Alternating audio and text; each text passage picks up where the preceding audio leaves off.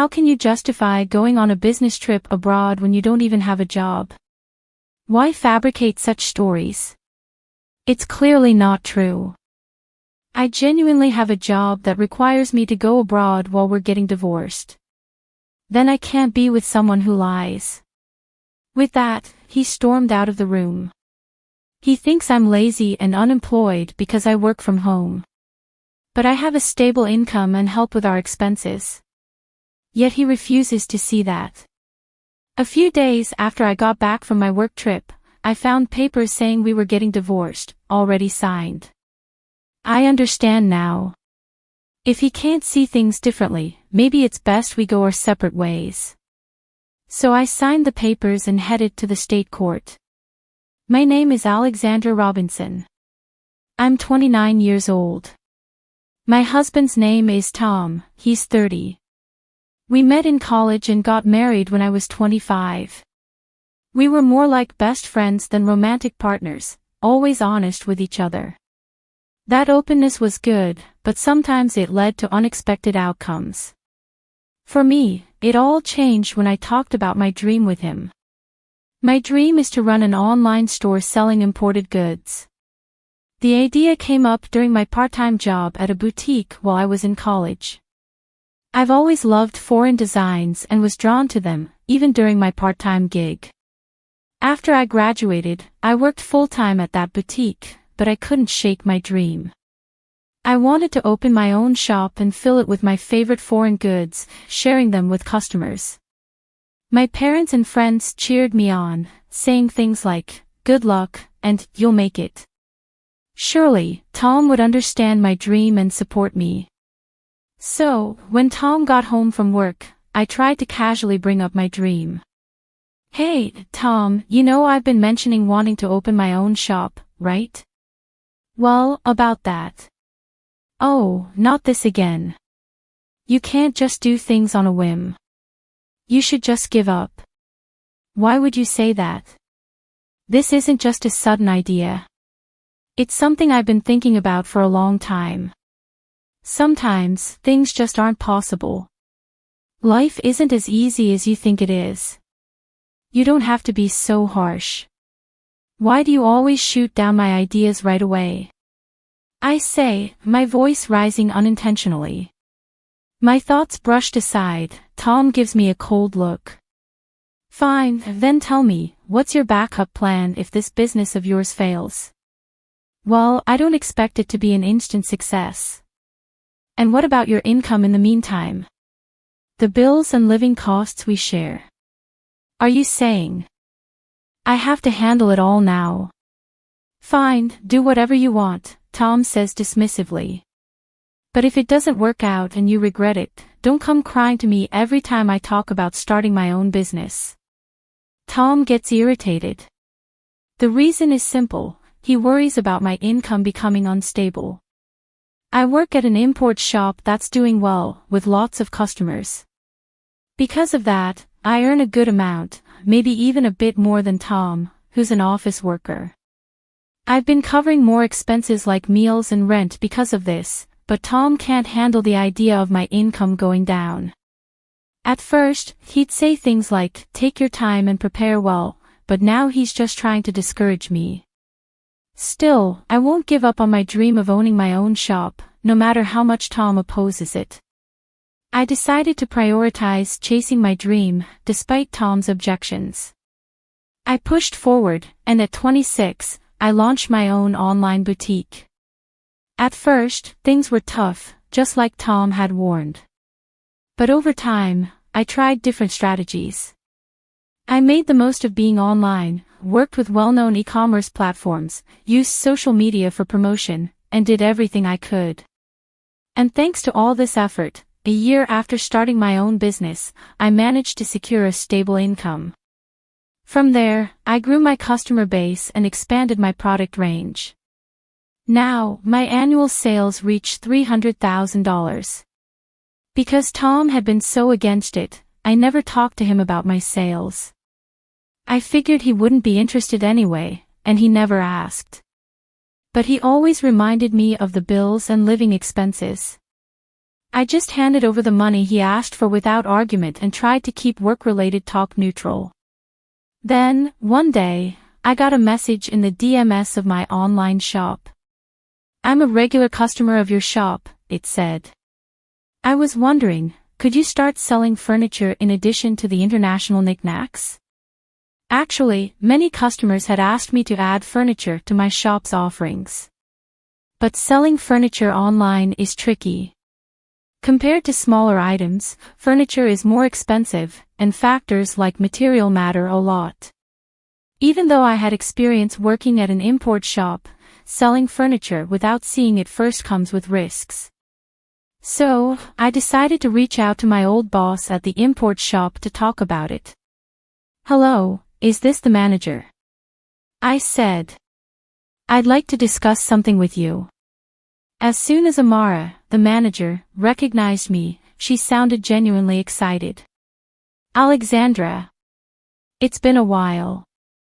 If there's anything I can do to help, just let me know." "Well, I've been getting requests to sell furniture in my online shop," I explained. "Furniture? That sounds like a challenge," Amara replied. "So, I was thinking of seeing the items in person before selling them." "How do you source your items, Amara?" "I see what you're getting at." "I can definitely help with that," Amara said. She had connections with overseas suppliers from before, so she offered to reach out to one of them and organize for them to supply furniture to my online shop. Thanks to my good relationship with Amara, the overseas supplier agreed to Amara's suggestion.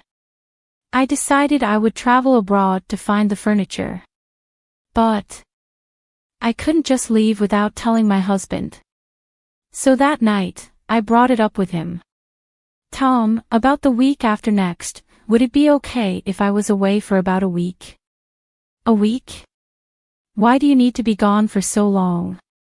"Well, you see, I might have to go abroad for work with Amara from the shop I used to work at." Going abroad? That's a pretty unbelievable lie." "What do you mean?" My husband pointed at me, his expression mocking. "You're going overseas for work? You barely have a job. What are you even talking about?" "Well, hold on a second. You know I have my online shop, right? This trip abroad is for finding items to sell in the shop. So you think I'll just buy into a work-related lie? Are you kidding me? Your little side business, there's only so much it can achieve. Believe what you want, but our sales are doing pretty well at the moment, and our customer base is growing steadily. This trip came about because of a request from one of our customers. If you keep insisting, I won't let you practically a home by leave for a whole week with a beer in hand." My husband stormed off to the bathroom. I let out a deep sigh, without meaning to. Why can't you try to understand? His reaction is too harsh just because he doesn't approve of my work. But I can't just go abroad without his permission. I have to convince him, no matter what. Even though I was hesitant to bring it up again, I couldn't ignore the issue. The next day, when my husband came back from work, I tried talking to him once more. "Tom, about what we talked about yesterday, look, I'm tired. I don't have time to entertain your accusations.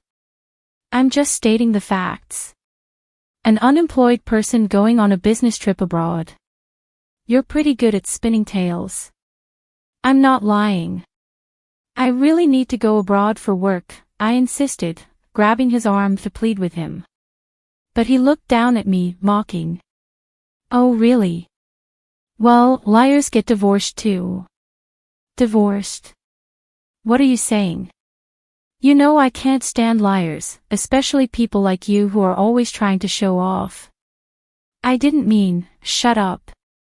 You just want an excuse to go on a vacation abroad, and I bet your boss is a man too, right? Divorce, divorce. I'll make sure to demand my share of everything." With that, he stormed out of the room. In that moment, anger boiled inside me, making my veins throb. Who does he think he is? He looks down on me just because I work from home. He only wants to feel superior. Enough is enough. If that's how he wants it, then I'll do as I please.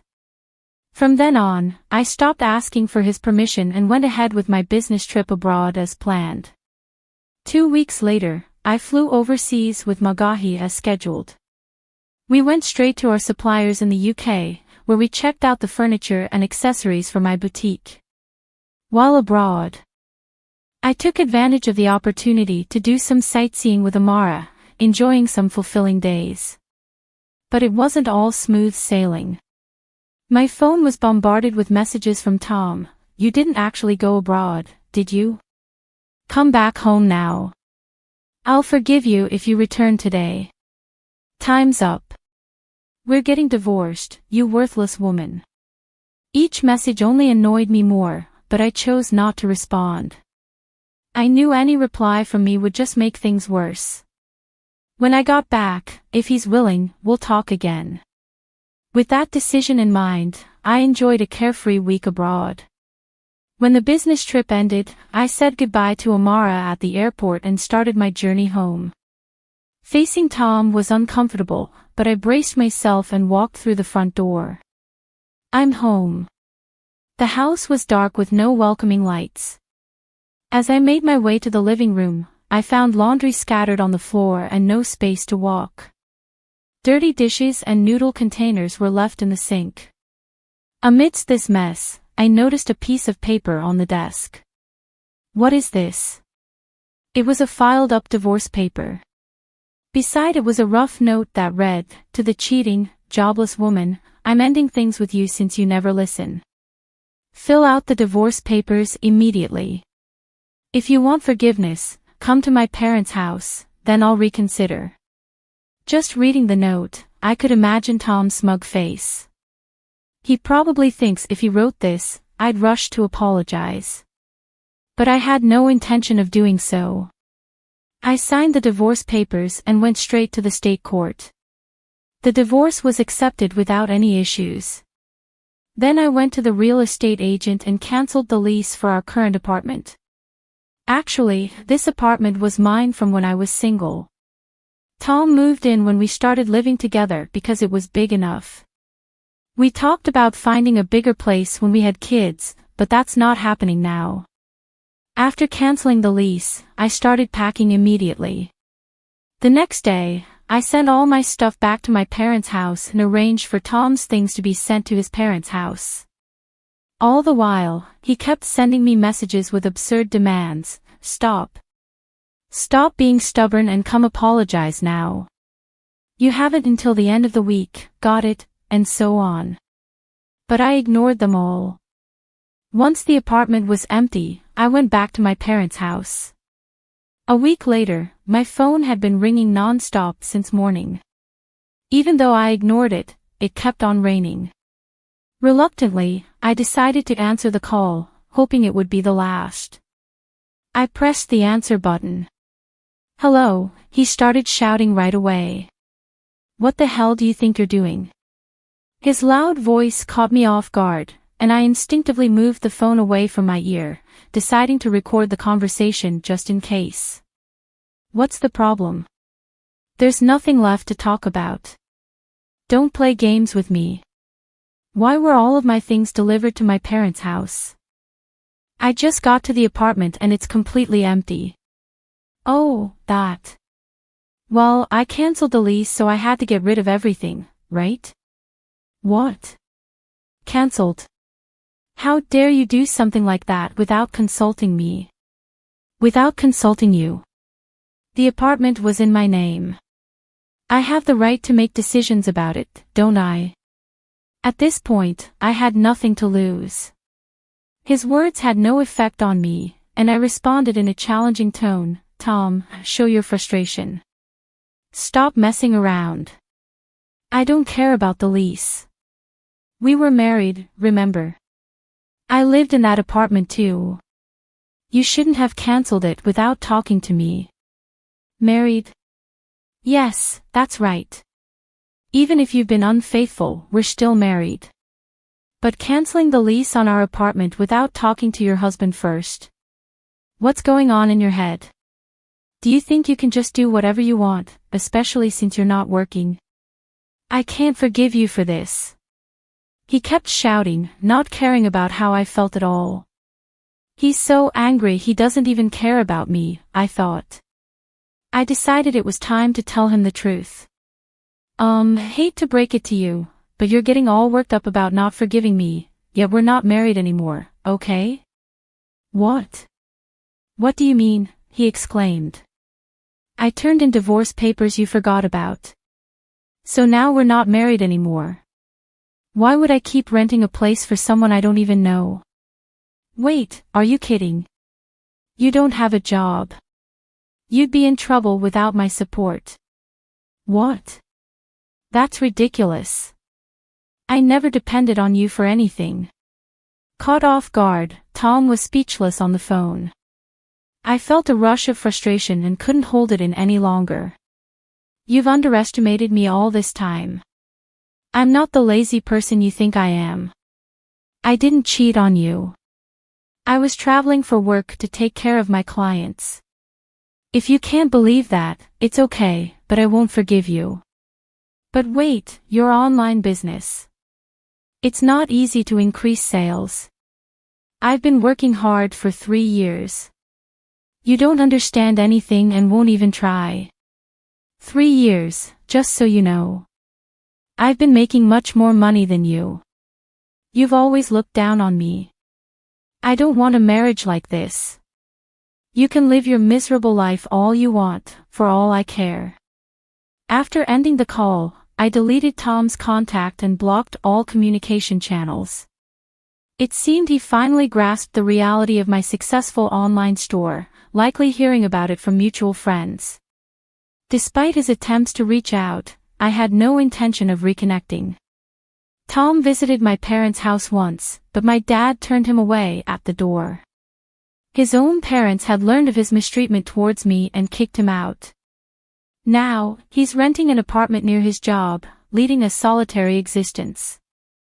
Meanwhile, I decided to stay with my parents for a while. Thankfully, my job allows me to work remotely, which is convenient since my parents' house needs some renovation. I plan to start that soon.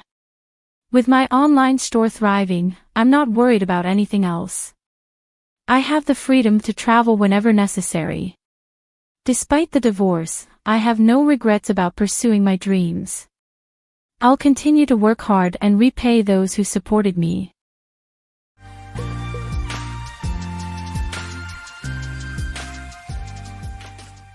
After the jury heard the closing arguments, they were excused.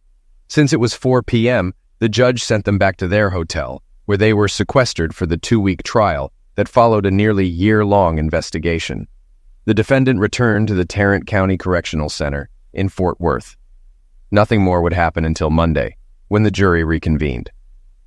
I decided to walk back to my room at the Hilton Garden Inn in downtown Dallas, stopping at a bar for a beer and a bite.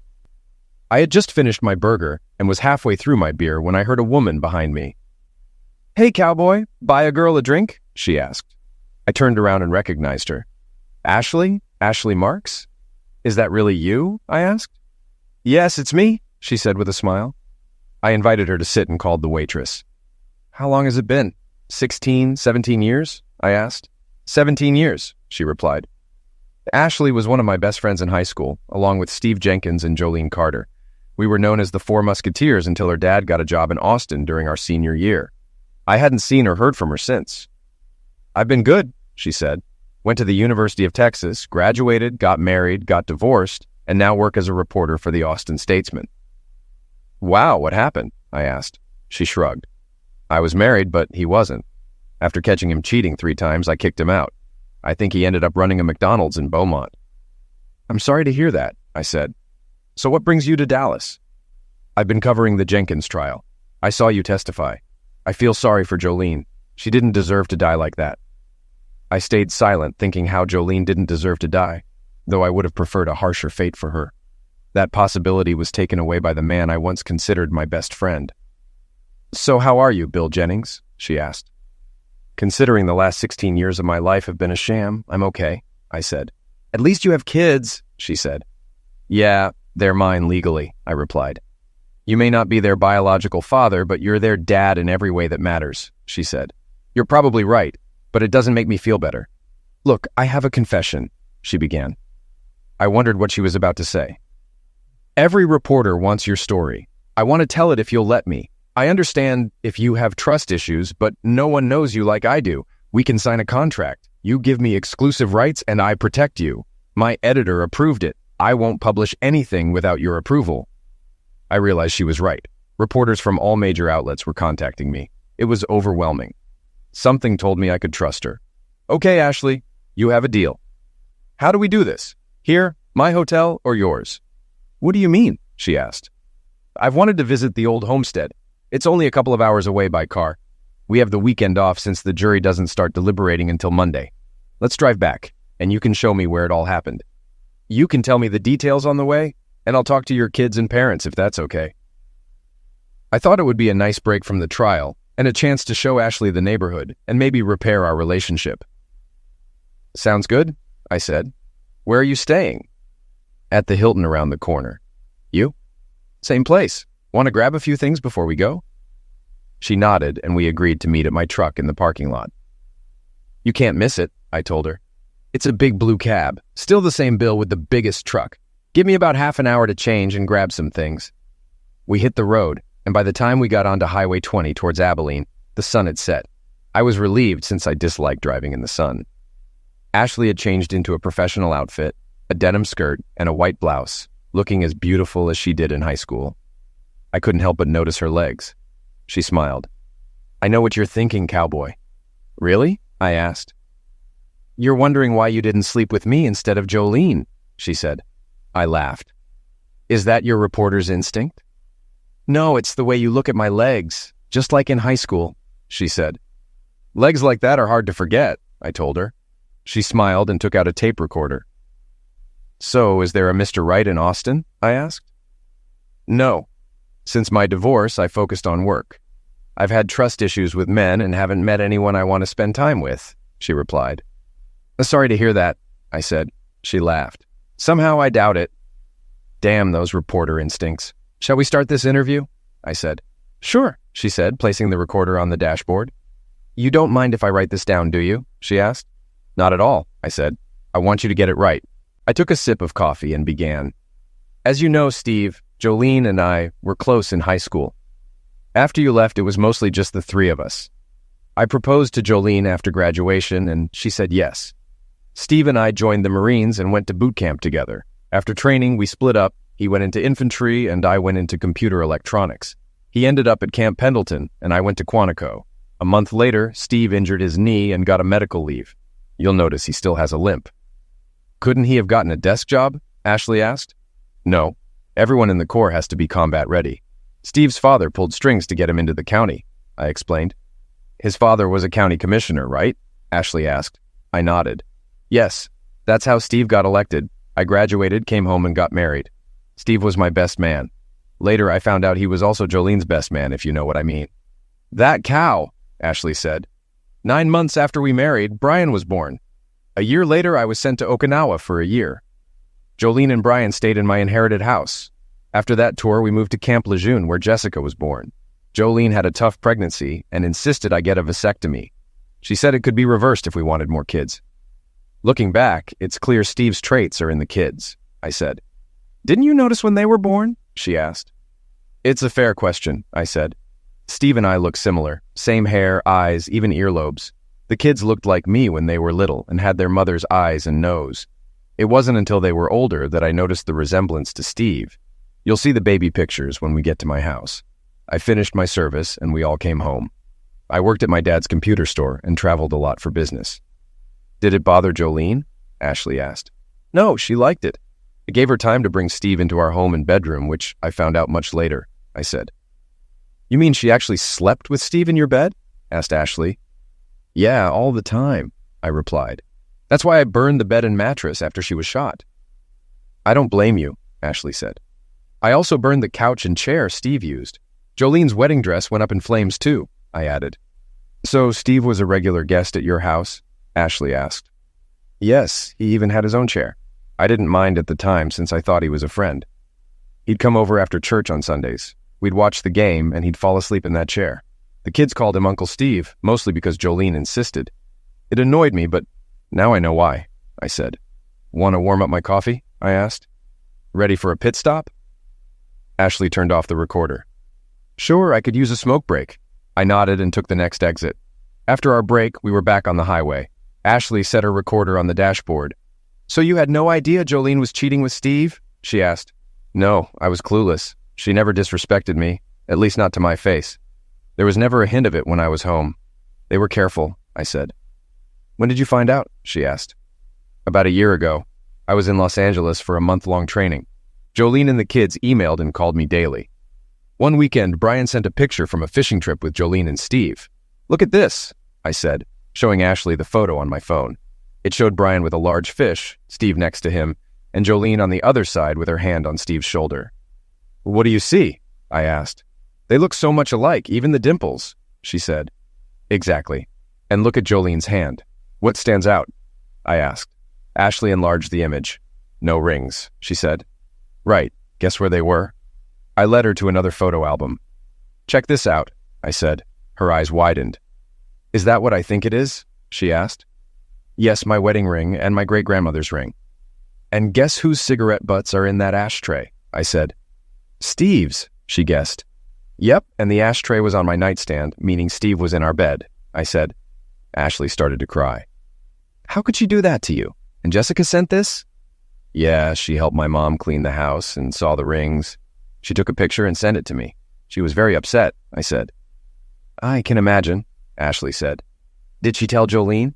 No, I asked her not to say anything. I also asked her to take the rings and mail them to me, I said. Ashley laughed. I bet Jolene was frantic. Yeah, Jessica did everything I asked. Jolene was going crazy looking for the rings. She even had Steve help search. They went through the garbage, sinks, everything, I said. So what did you do? Ashley asked. My course ended on Friday and I came home. On Saturday night, Jolene met me, crying about losing her grandmother's ring. I asked all the usual questions and then pulled the rings from my pocket. She was stunned. How did you get them? She asked. I told her a trusted friend found them and mailed them to me. I didn't mention Jessica to protect her. I just said, don't put them in the ashtray next time Steve comes over. Her eyes went wide and she started crying, telling me she loved me. I'm sorry, I said, seeing Ashley's reaction. I didn't mean to swear. That's all right, she said. I've heard and said much worse. So what did you do then? I knew it was over between us then. I didn't have solid evidence of the cheating, just suspicions. I decided to investigate. First, I wanted DNA tests to see if the kids were mine. I bought surveillance equipment, motion-activated cameras, audio recorders, and bugged our cell phones. Everything recorded on my home server and backed up to the cloud. I installed it all when she went shopping. The DNA test was easy. One of our clients in Dallas is a lab that does this testing. I took samples from the kids and myself, asking them not to tell their mother. When Steve came over that Sunday, he fell asleep in his usual chair, making it easy to swab his cheek. A week later, the lab mailed the results to the store. 99.9% probability Steve was the father of both kids, meaning this had been going on for at least 16 years. And you had no idea? Asked Ashley. No clue. She never gave me a reason to doubt her. Our bed life was normal. But a week after installing the equipment, I got the first video evidence. I was in Oklahoma City for a couple of days, and the kids were at my parents'. Jolene was alone and called Steve over. That night, I logged into my server and saw them in our bed. Worse than seeing them together was hearing what they said, I said. What did they say? Asked Ashley. Hold on, I said. I need to focus on this road. It's dark, no lights, no guardrails, and near where Steve's pill-dealing buddies operated. Most are arrested now, but I stay cautious. I turned on the high beam, the light bar on the cab, the police scanner, and CB radio. I also pulled my weapon from the glove compartment. Finally, we reached my house, and Ashley noticed a DSS car in the driveway. Who is that? She asked. Defense, I said. They've been watching the place since Steve's arrest. Some of his buddies tried to burn it down, but we stopped them. I have round-the-clock security now. DSS also watches my family and kids. Most of Steve's buddies are locked up, but we're not taking chances. Let's check it out, and I'll introduce you. We parked in the garage and approached the patrol car. The officer got out. Bill Jennings, I thought you were in Dallas for the trial. We shook hands. The trial went to the jury this afternoon. This is Ashley Marks, a reporter from the Austin Statesman. She'll be with me this weekend, I said, nodding to her. He touched his hat. Nice to meet you, ma'am, he said. Things have been quiet since the Rangers took the last gang out. My replacement will arrive soon. Thank you, I said. We shook hands. Have a good night, he said as we headed for the door. I will, you too, I replied. I set the coffee pot down and gave Ashley a tour of the house. The original house was built in 1866 by William Bryan Jennings after returning from the Civil War. It has been expanded, remodeled, and modernized many times, but still has traces of the original structure. Now it has 5 bedrooms, a 3-car garage, and a covered porch. There are bedrooms for the 2 kids, a master bedroom, a room converted for Jolene's sewing, and a playroom TV room for the kids. I suggested Ashley take the master bedroom since it had a bathroom, and I'd sleep on the futon in my den. Ashley refused. Nonsense, she said. The bed is big enough for both of us, and we're adults. That threw me off balance, but I agreed. She smiled and led me downstairs. You have a story to tell, so let's get to it, she said. Let me call the kids first, I said. I called my parents' house, talked to my dad, and then the kids. They were excited to see Ashley, and we planned to meet for lunch the next day. I grabbed my coffee and went to the living room, bringing a stack of DVDs from my study. These should help, I said. Her eyes widened. How many videos do you have? Quite a few, I said. Some from home, some from my office. I've also scanned documents and have photos and audio recordings. Everything is here with backups. I pulled out a DVD and put it in the player. It's graphic, I warned. I'm ready, she said. I reminded her that this DVD confirmed my suspicions and to listen carefully. The clip started with Jolene entering the bedroom, followed by Steve. Jolene took off her rings and tossed them into the ashtray on my nightstand. Steve, smiling, put out his cigarette on them. To hell with him and his great-grandmother's ring, Jolene said. Steve laughed. Ashley grimaced, tears in her eyes. They started having lovemaking, and I fast-forwarded through the most graphic parts. It takes about an hour, I said. The pillow talk afterward is a real doomsdayer. Thank you for showing me this, Ashley said.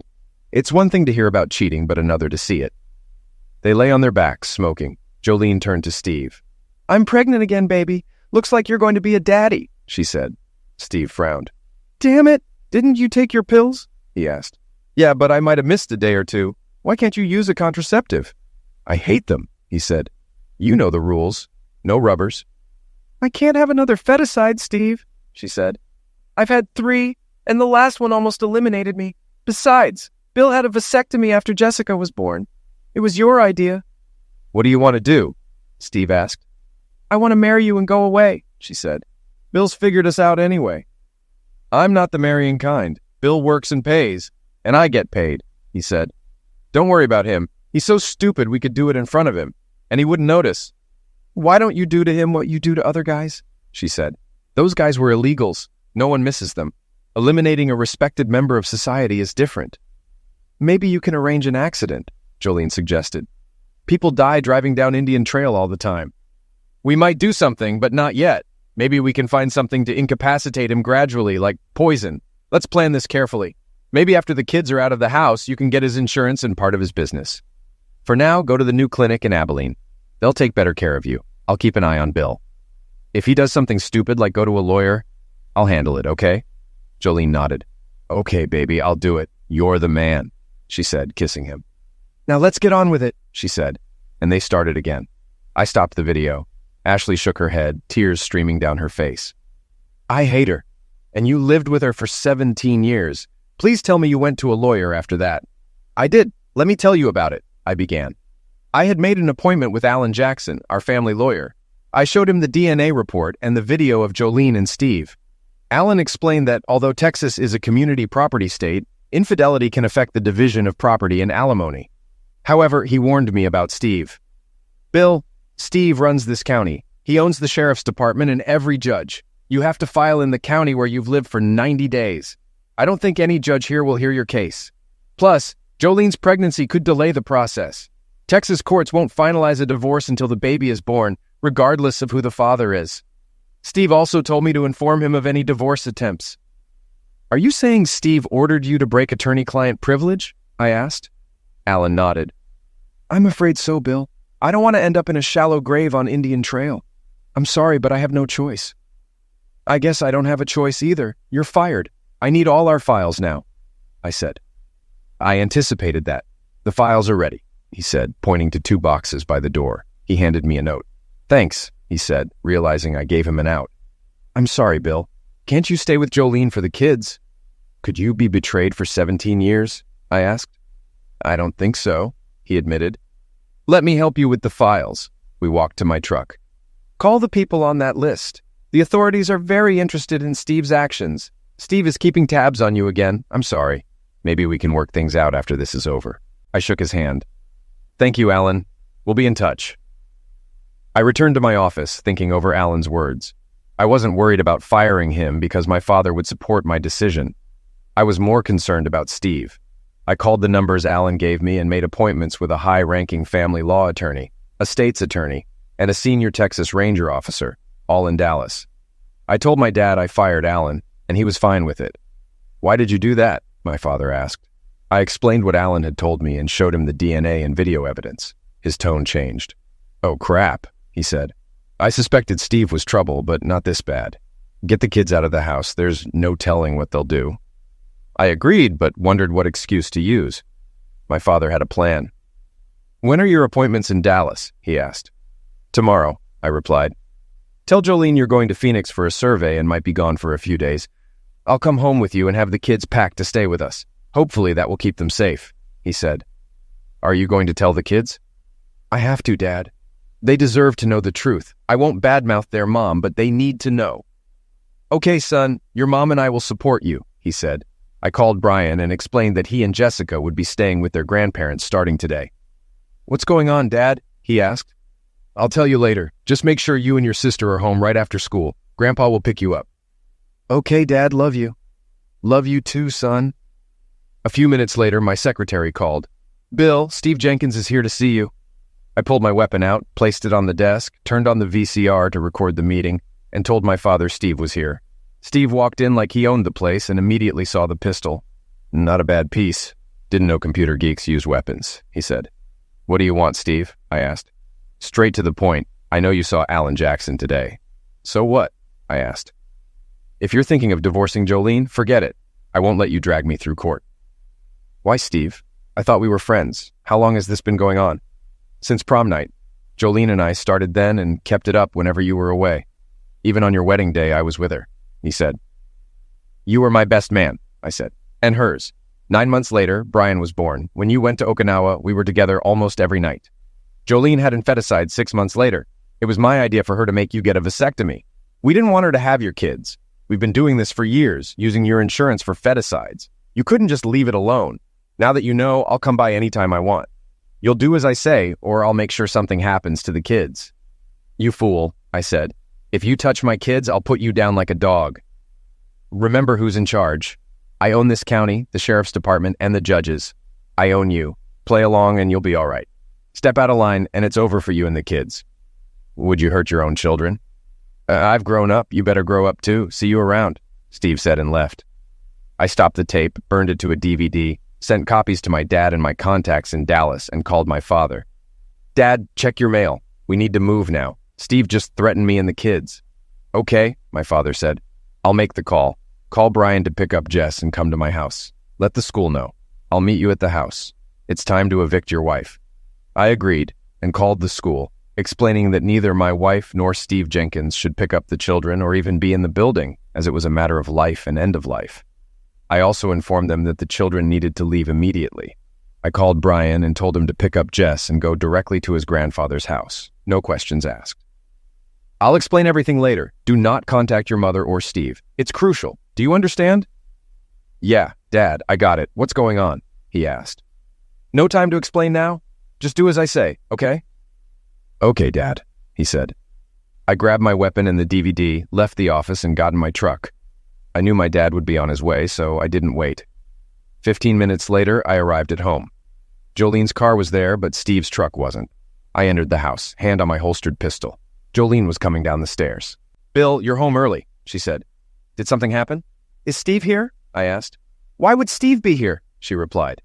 You know why? Maybe for an afternoon hookup or to plan my homicide, I said. Jolene's eyes widened. Oh my God, I'm so sorry. Watch this, I said. I put the DVD in the player and pressed play. Jolene watched Steve's confession and threat. "Bill, it's not what you think. We can work things out," she said. "Are you kidding me? You conspired with Steve to betray me, deny me children, and eliminate me. Now get your things and leave my house." I took her left hand, removed my grandmother's ring, and gave her my ring. "Eat it, cow," I growled. "Bill, please don't do this. I'm so sorry," she cried. "You're a sorry excuse for a wife. Now get out." I threw her purse at her, and she rushed to the door. I followed her outside to her car. "Where will I go?" she asked, crying. "Stop crying. Go to Steve. Your mother's or hell, I don't care."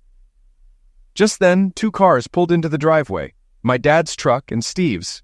Jolene stopped crying and smirked. "Now we'll see who has to go," she said. "It would be easier if you cooperated." "Are you really going to do this?" I asked. "In a heartbeat," she said. Dad blocked Steve's access with his truck and got out with his rifle. "What are you doing, Jennings?" Steve yelled. "I'm enforcing a restraining order," Dad said. "What kind of restraining order?" Steve asked. "The one against you and Jolene. Stay 500 feet away from my family and our property," Dad said. "Get out of here." Steve stopped moving. 2 cars with flashing lights pulled up, and 4 state troopers got out with their pistols ready. "We'll take it from here, Mr. Jennings," one officer said. Dad lowered his weapon. The officer handed Steve a restraining order. "Is that her?" he asked, nodding at Jolene. Dad shook his head. The officer handed Jolene the paper. "Mrs. Jennings, you must stay 500 feet away from the Jennings family and their property. If you refuse, you'll be taken into custody. Do you understand?" "Yes," Jolene said quietly. "Excuse me, officer," I said. "I'd appreciate it if you took Jolene and Mr. Jenkins into custody." "And why would I do that?" he asked. I hit play so they could hear the threat Jolene made against me and the kids. The officer gave her a hard look and pulled out handcuffs. "Mrs. Jennings, you're under arrest. Turn around and put your hands behind your back," he said. After handcuffing Jolene and reading her rights, he radioed another officer to arrest Steve. "You'll pay for this, idiot," Jolene said as she was led away. "You're all going to pay." A van from a local TV station pulled into the driveway. A reporter and camera crew walked up as Steve was being arrested.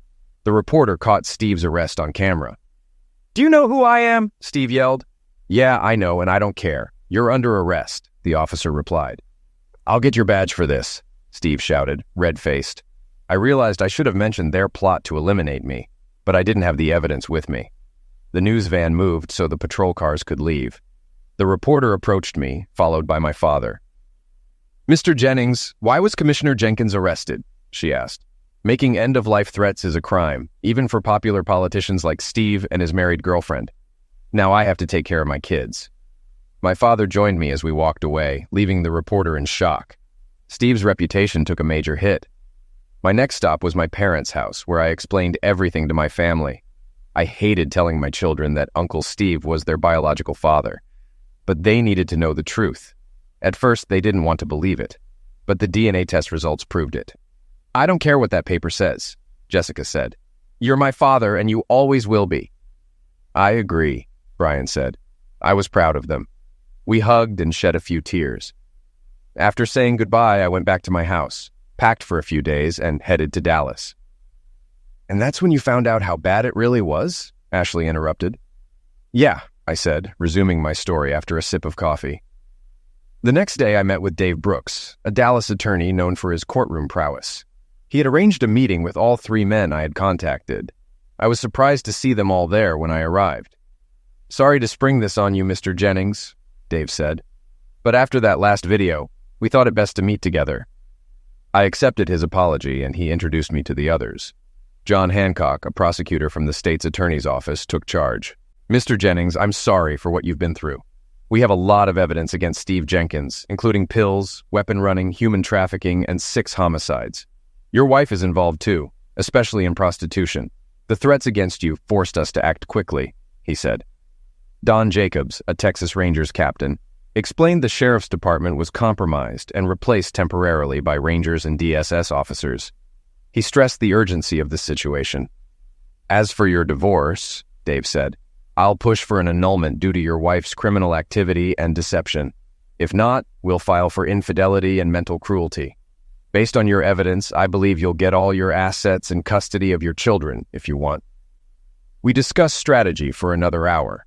Dave handed me a DVD containing footage of my wife's actions. Some of it involved several men, including sheriff's deputies. John concluded with their plans for Steve and Jolene. "I'm not going to sugarcoat it, Mr. Jennings," he said. "We're going for the judicial execution for Jenkins. Your wife might get life without parole, but your lives are in danger. Be very careful. You and your children are lucky to be alive. Call us immediately if you see or suspect anything." "I hear you," I said. We shook hands and parted ways. My mind was spinning. The man I thought was my best friend was involved in pills, weapons, and homicide, and my wife was part of it. How did I miss this for 17 years? I got a frantic call from Brian. "Dad, come home now," he said. "What's going on?" I asked. "Just come home now," he said, and hung up. I sped home. When I arrived, there were ambulances and police cars in front of the house. I rushed to the door as paramedics wheeled out a gurney. The paramedic pulled back the sheet, revealing Jolene's face. "I'm sorry, Mr. Jennings," the paramedic said. "She's gone." I wasn't that upset. Inside, I saw Steve on another gurney, his left shoulder shattered but alive. My kids and father were standing off to the side, unharmed. I hugged them. "What happened?" I asked. Dad explained. "We came to pick up a few things. Steve and Jolene showed up. Jessica and Jolene fought, and Steve pulled a weapon. I grabbed my rifle and walked in just as Steve pulled out his weapon. Jolene tried to stop him, but he shot her accidentally. I shot Steve in the shoulder and called emergency." "Brian called me right after?" "Yes. Jolene was gone before the ambulance arrived." "It's okay, Dad. You did the right thing," I said. I remembered the security system was running and checked the footage. I showed it to an officer and made a copy. "Do you have that video?" Ashley asked. "Yes," I said, pulling a disc from the stack. I put it in the DVD player. The video showed Jolene and Steve entering the house, followed by Jessica. "What are you doing here?" she asked. "You should be in jail." "We bailed out," Jolene said. "You're coming with us." "I'm not going anywhere with you," Jessica said. "Leave now." Jolene grabbed Jessica's wrist.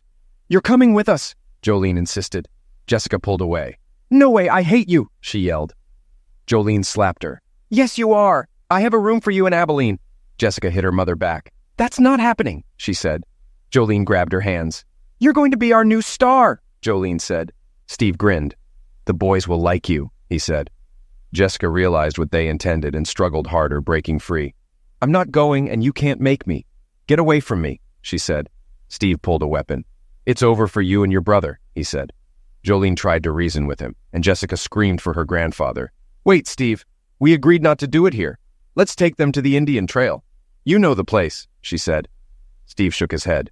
"No," he said. "Put the weapon down before there's an accident. We'll deal with them, but not here," she insisted. They struggled. A fire shot rang out, followed by a louder one. I stopped the DVD. "That's when Brian called me," he said. "You know the rest."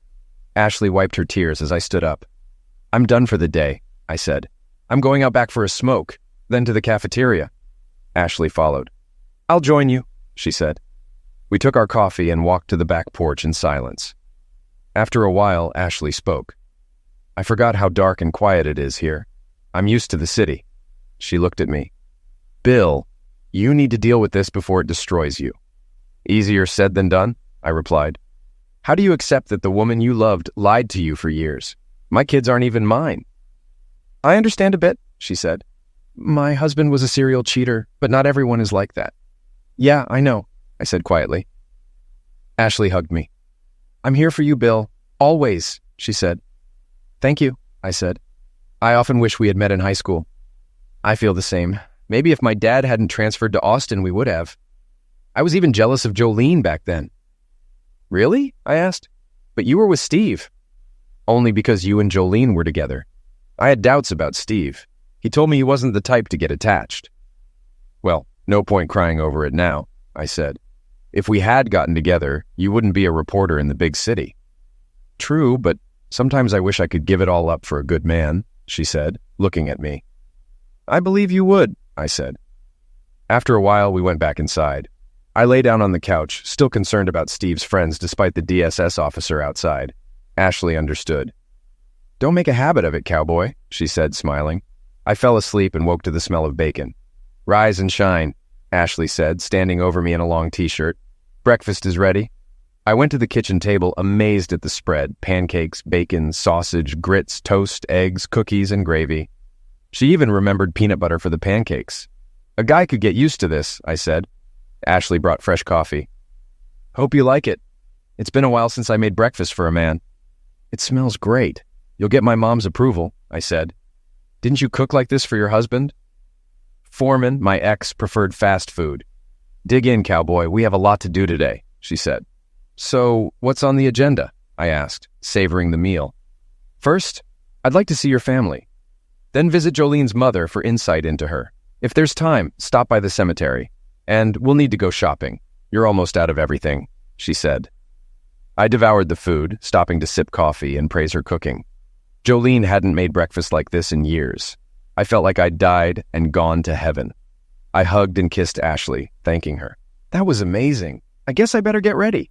Please do. You need a shave, she said. I showered and shaved, thinking about Ashley.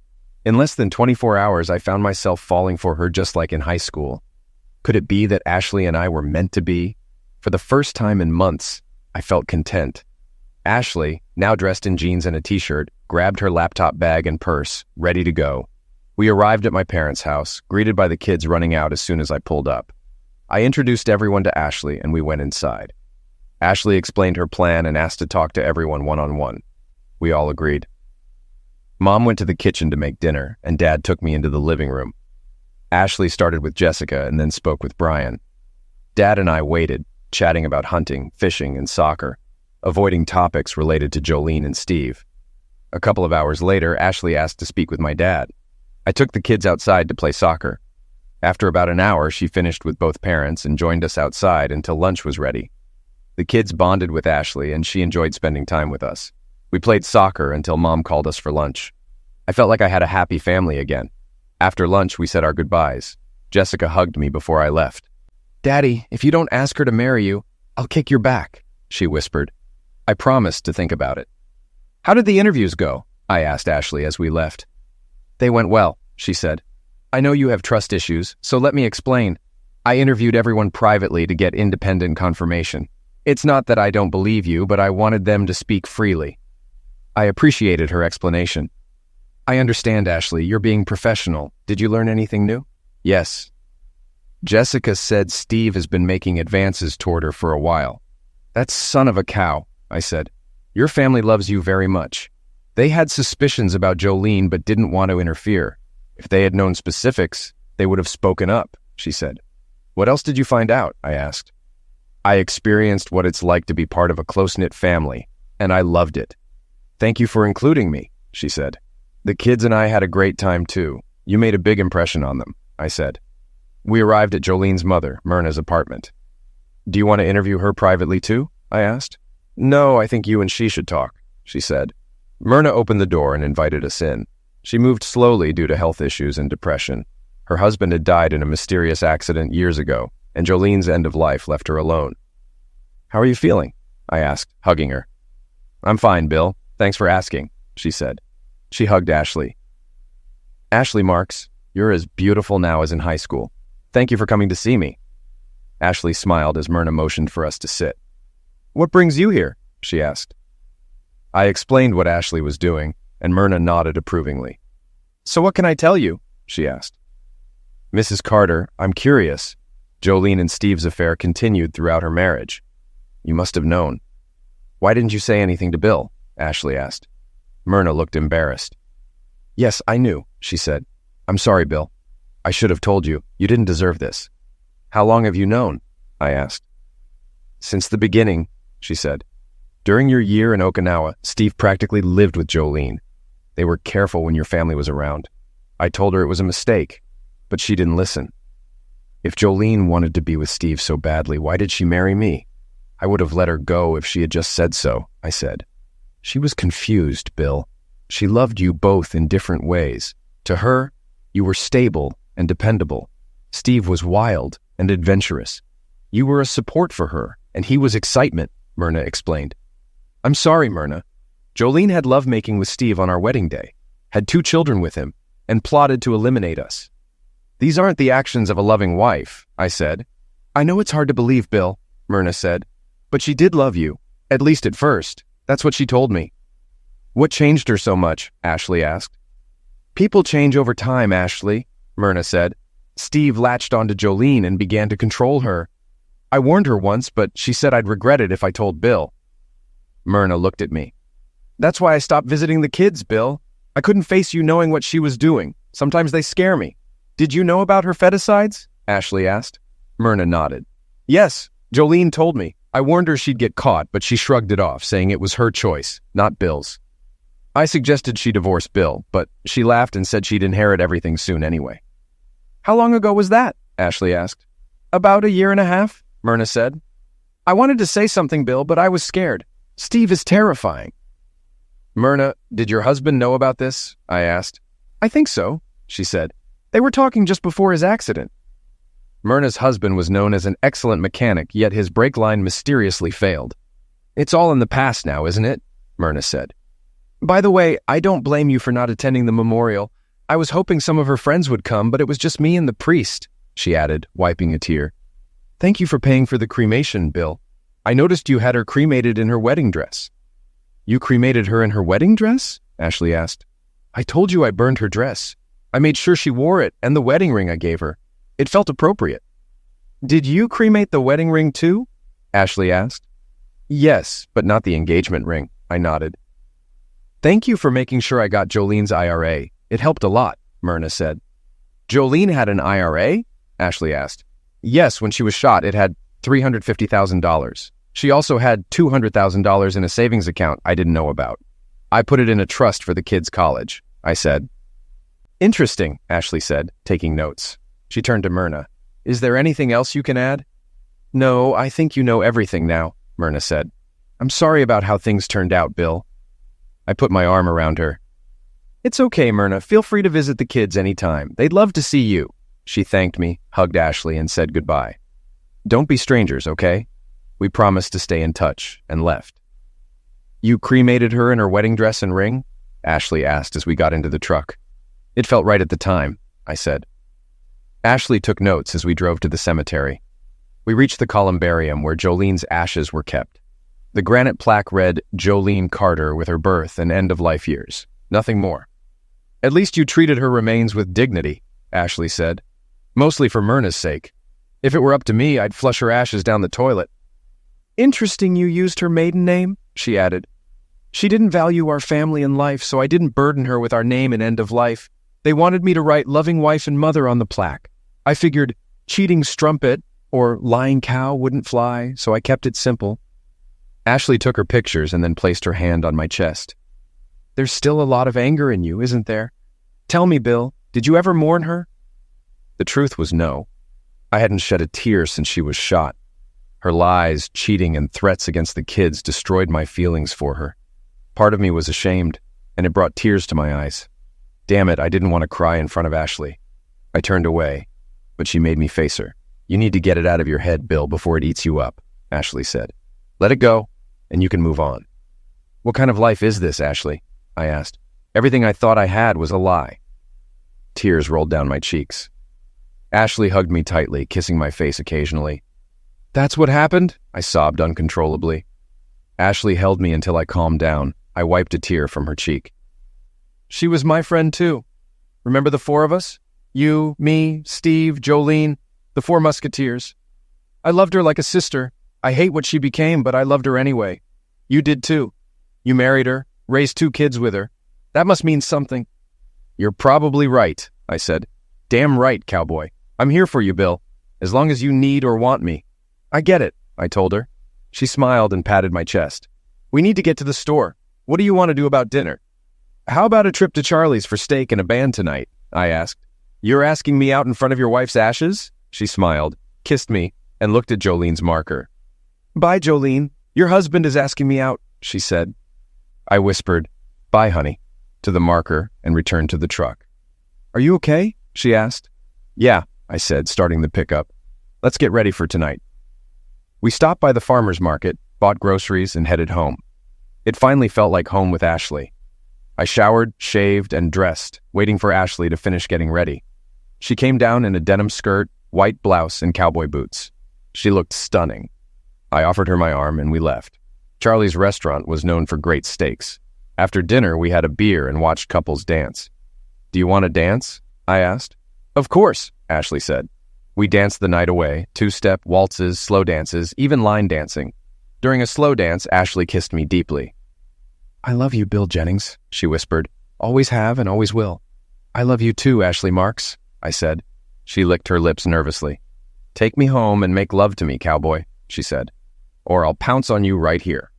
"Let's get this situation under control," I said, doing a bad John Wayne impression. She smiled, took my hand, and led me to the parking lot. "Take me home now," she purred. She started entertaining me in the car. Thank God for tinted windows. "We're almost home," I told her. "Good," she whispered. We parked in the garage and rushed inside. Later, we lay on the bed, her in my arms. Just 36 hours ago, I was a broken man. Now with Ashley, I felt hope. I knew what I wanted to do, but feared she'd think I was rushing. Screw it, I thought. Full speed ahead. "A penny for your thoughts," she said, looking up at me. "I don't want it to ever end," I told her. "Me neither," she said. "What do you propose to do about it?" Her reporter instincts again, I thought. I opened the nightstand drawer and pulled out a small box holding my great-grandmother's engagement ring. I'd had it cleaned after taking it from Jolene. Ashley focused on the box as I explained the ring's history. It had been passed down through generations, starting with my great-grandfather in World War I. "You see, Ashley, this ring symbolizes my love for you and over 100 years of Jennings family history. I understand if you'd prefer a new ring, but this one means a lot to me." Ashley, with a tear in her eye, said, "Yes, I will marry you and be proud to wear your great-grandmother's ring. But there's one condition." "Condition?" I asked. "Promise you'll cancel the vasectomy. I want to have a house full of kids. Maybe one day we can pass the ring on to one of our grandchildren." I smiled, put the ring on her finger, and we kissed before making love and falling asleep in each other's arms. The next morning, I woke up to the smell of bacon. Ashley was making another liquidator breakfast. We ate, packed for the trip to Dallas, and showered together, leading to another session of lovemaking. I called the kids to share the news. "Woo-hoo!" Brian shouted when I told them we were getting married. Jessica was just as happy.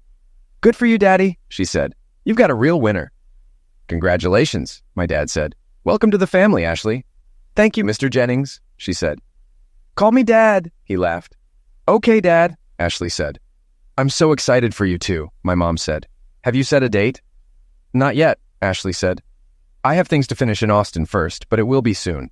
Brian, I think it would be great if you and Jessica visited your Grandma Carter occasionally. She misses you." "Okay, Dad," Brian said. We said our goodbyes and loaded into the truck. Something Ashley said to my mom stuck in my head. "What are your plans? Long-distance relationships don't always work out," I said.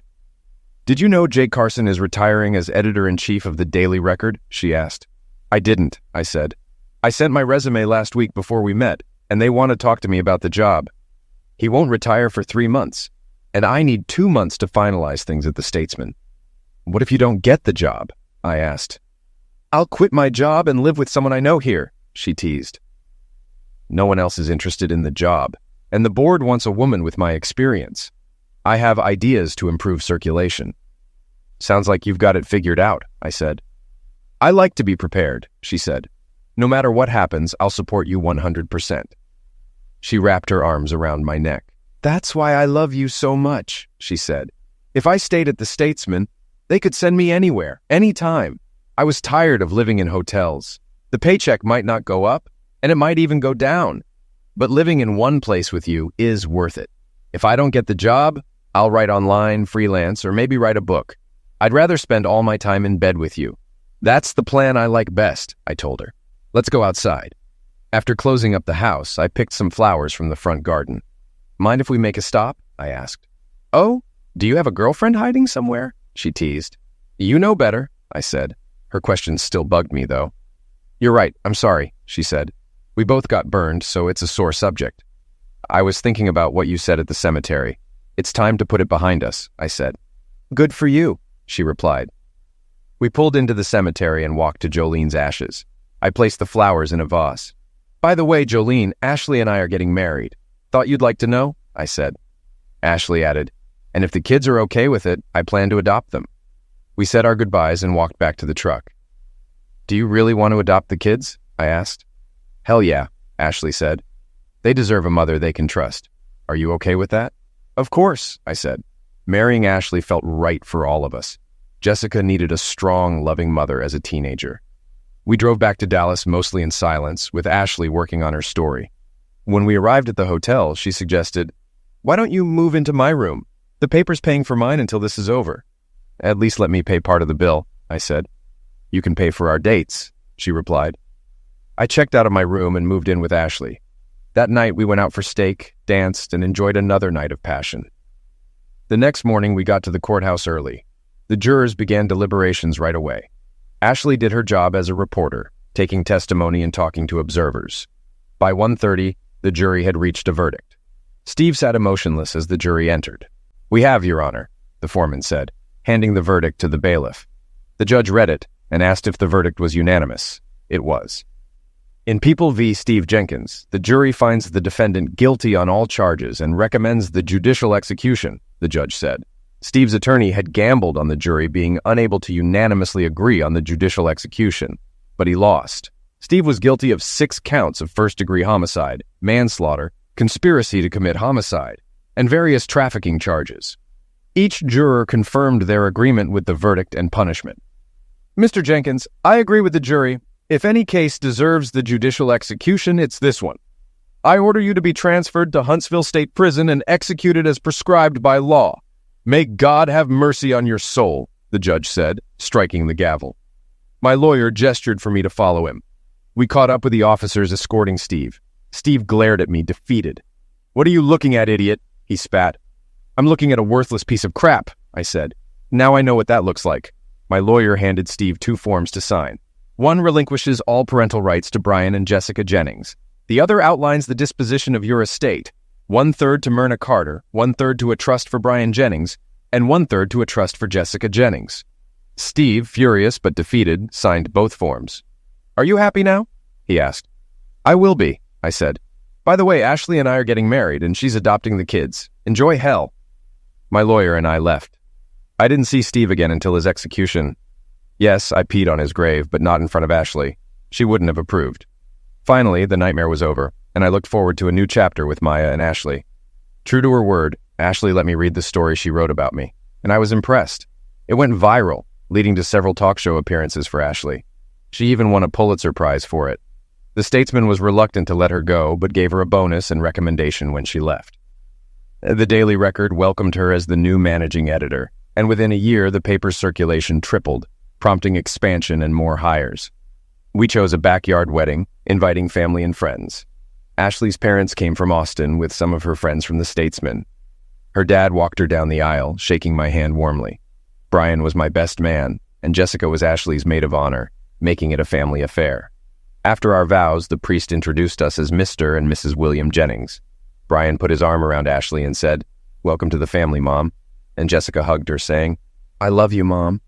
"I love you too," Ashley replied, hugging them both. My father handed us an envelope with 2 tickets for a week-long Caribbean cruise for our honeymoon. "Thanks, Dad," we said in unison, starting a new adventure. 10 months later, Ashley gave birth to twins, a boy and a girl. We named them William Frederick after my grandfather and Alicia Marie after Ashley's grandmother. On their birthday, I met George Mason, a local politician. He congratulated me and mentioned the upcoming election, suggesting I could take Steve's place on the commission. "You brought him down, like the man who shot Liberty Valance," he said, laughing. "Except John Wayne wasn't waiting in the shadows this time," I replied. "Thanks, but I can't take a pay cut. I have 2 new mouths to feed," I said. "You could still run your business," he suggested. "Maybe, but there's another reason," I said. "Power corrupts."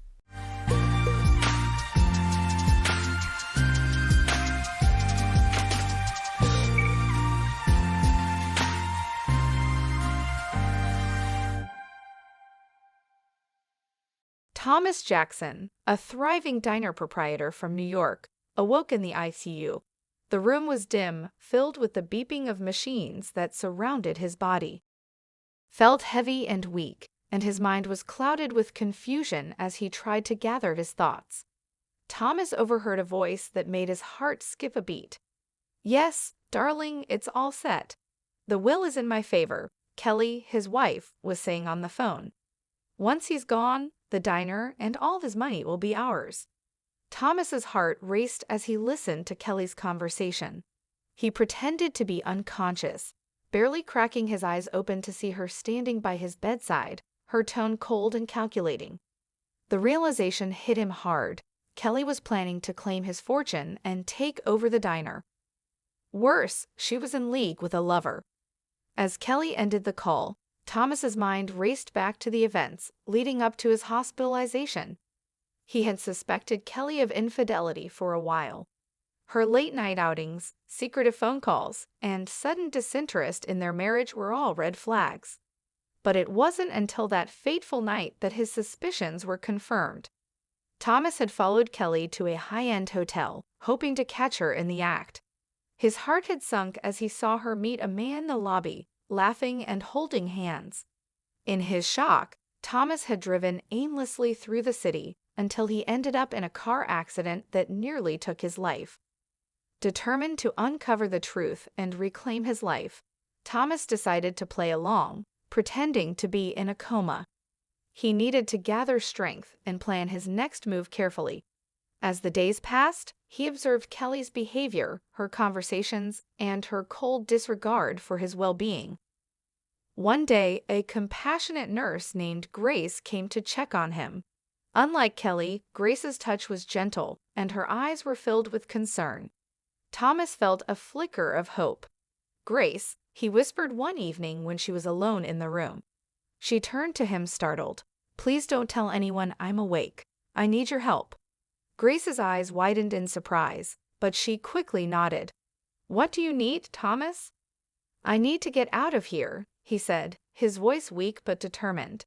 "Kelly is planning something terrible. I have to stop her."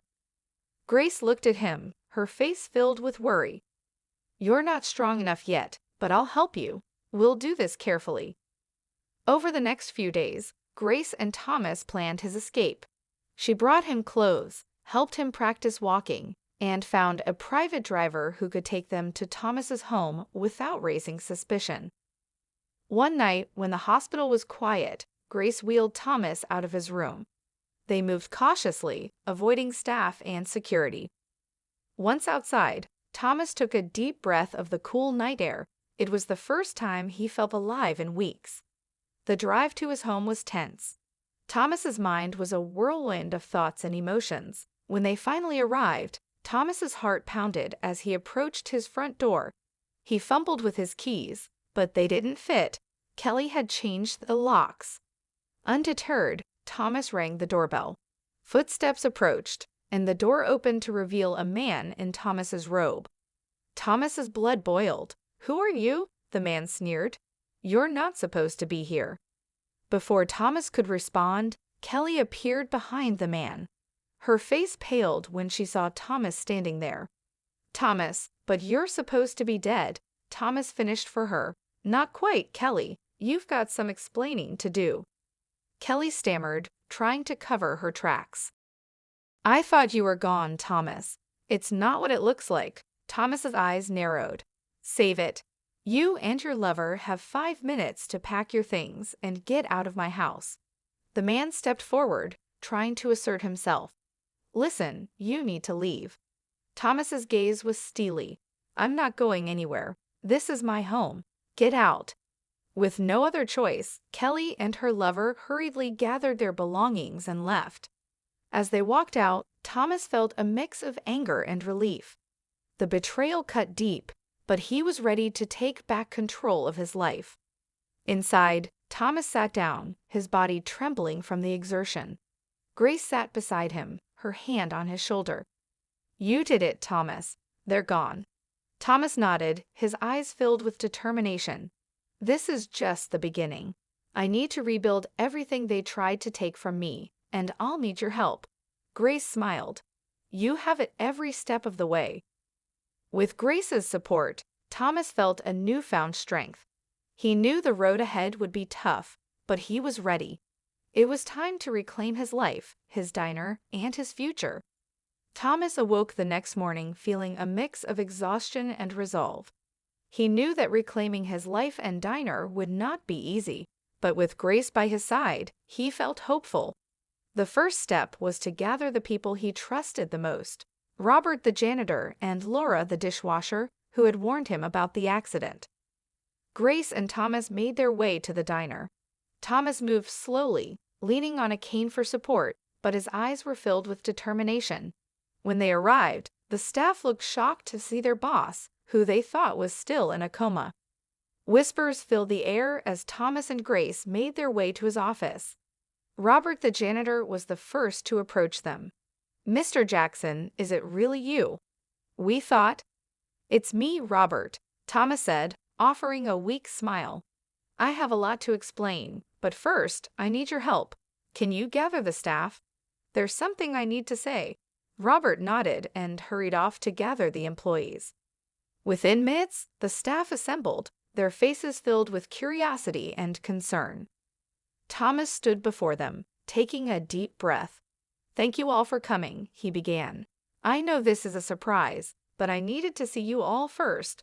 I want to thank you for keeping the diner running in my absence. It means a lot to me." The staff murmured in response, some nodding in agreement. Thomas continued, "I have recently discovered a betrayal that has shaken me deeply.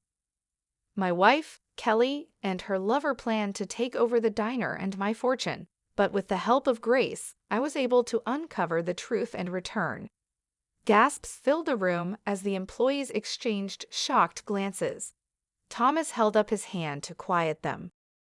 "I know this is a lot to take in, but I need your support now more than ever. Robert, Laura, please step forward." Robert and Laura exchanged surprised looks before stepping forward. Thomas smiled at them. "Robert, you've been with this diner for years, always loyal and hardworking. Laura, you warned me about the accident, and I didn't believe you. I owe you an apology and my gratitude." Laura's eyes welled up with tears. "Mr. Jackson, I was just trying to help." "You did more than help, Laura. You saved my life," Thomas said. "I want to offer you a promotion to assistant chef. Your dedication and hard work deserve recognition." Laura's mouth dropped open in shock. "Assistant chef? Are you serious?" "Absolutely," Thomas confirmed. "And Robert, I need you to continue being the rock of this diner. Your experience and loyalty are invaluable." Robert beamed with pride. "You can count on me, Mr. Jackson." Thomas nodded, feeling a sense of warmth from their support. "Thank you, and there's one more person I need to find. Ben, the homeless man who saved me from the burning car." Grace stepped forward. "I think I know where to find him. He often stays near the old warehouse on 5th Street."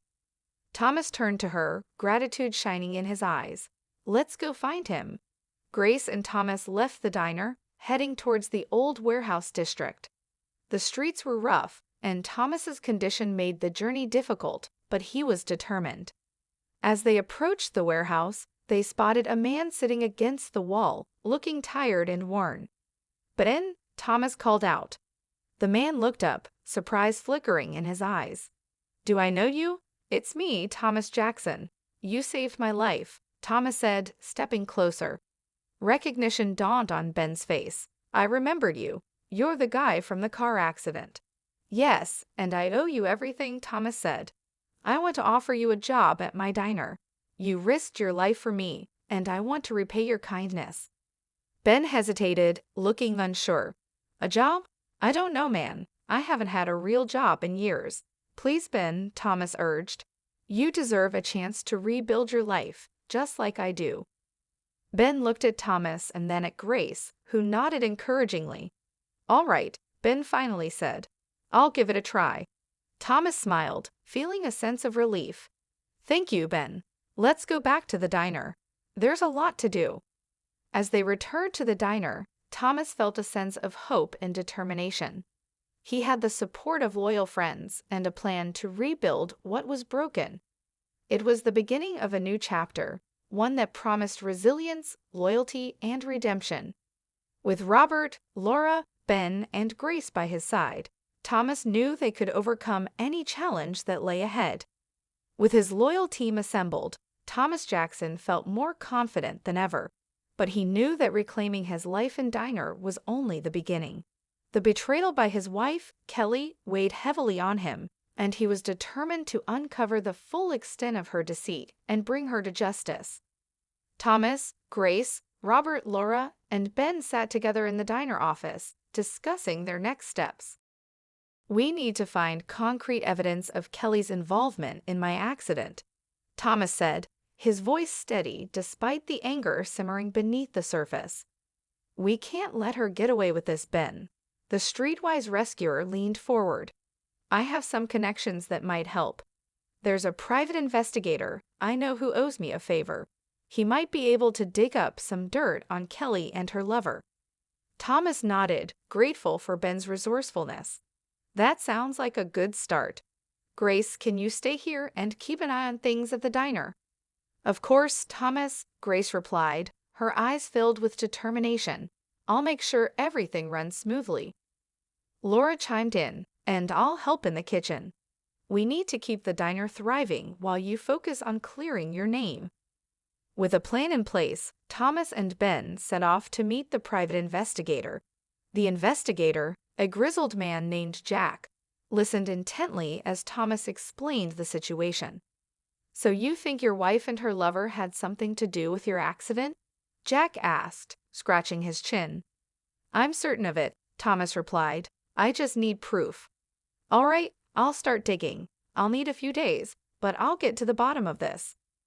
While Jack worked on gathering evidence, Thomas returned to the diner, determined to keep his life as normal as possible.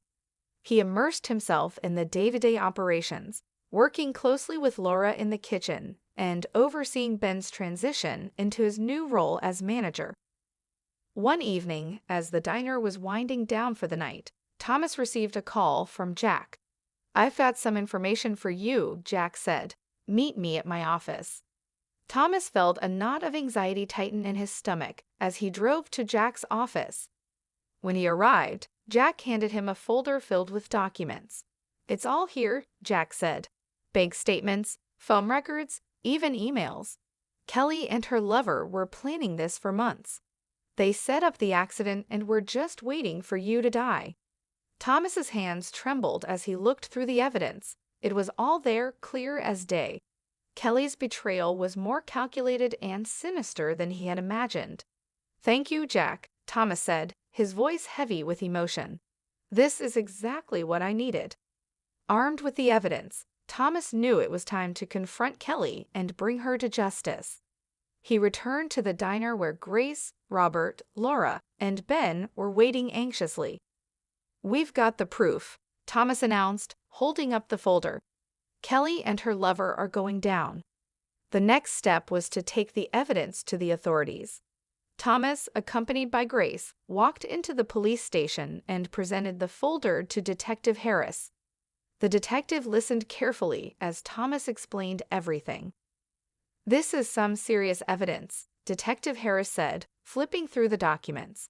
"We'll launch an investigation immediately, but you should be prepared for a legal battle.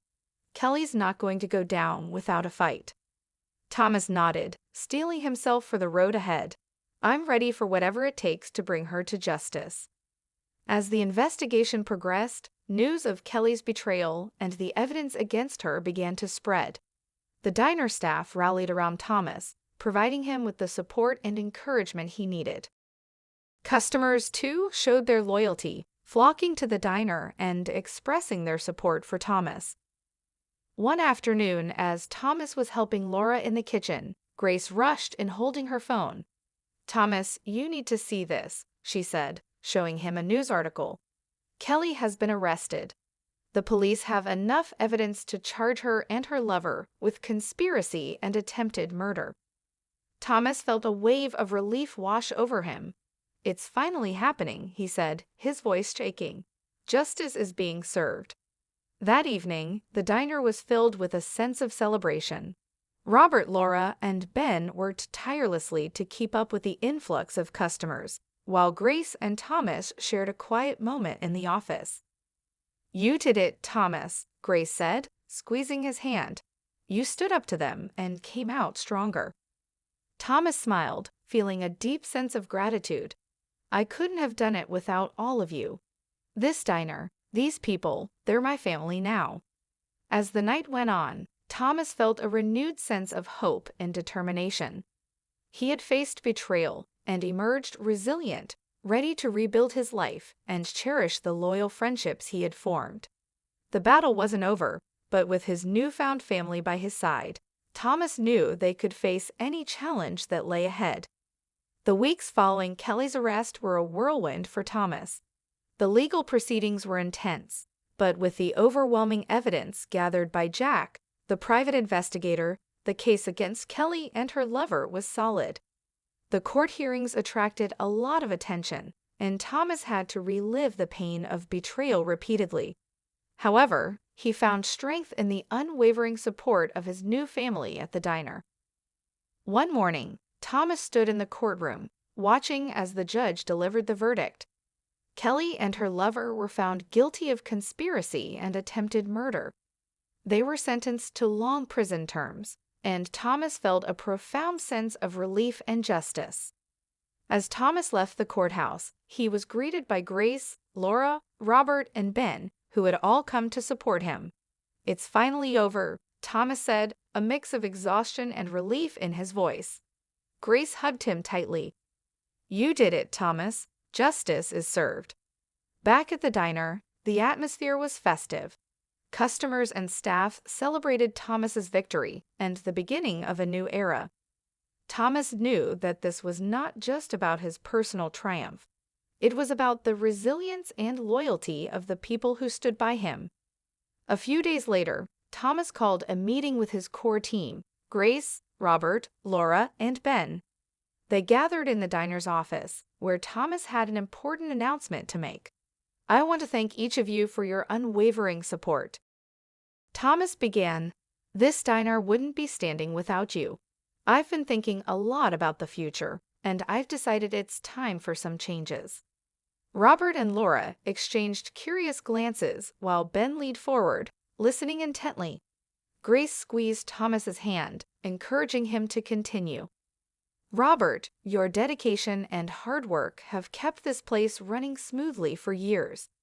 I want you to take on more responsibility as the operations manager.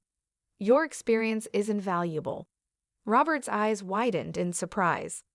"Operations manager, Thomas? I don't know what to say." "Thank you," Robert replied. "You've earned it, Robert. And Laura, your promotion to assistant chef is long overdue. Your talent and dedication deserve recognition." Laura beamed with pride. "Thank you, Thomas. I won't let you down." Thomas turned to Ben. "Ben, your bravery saved my life.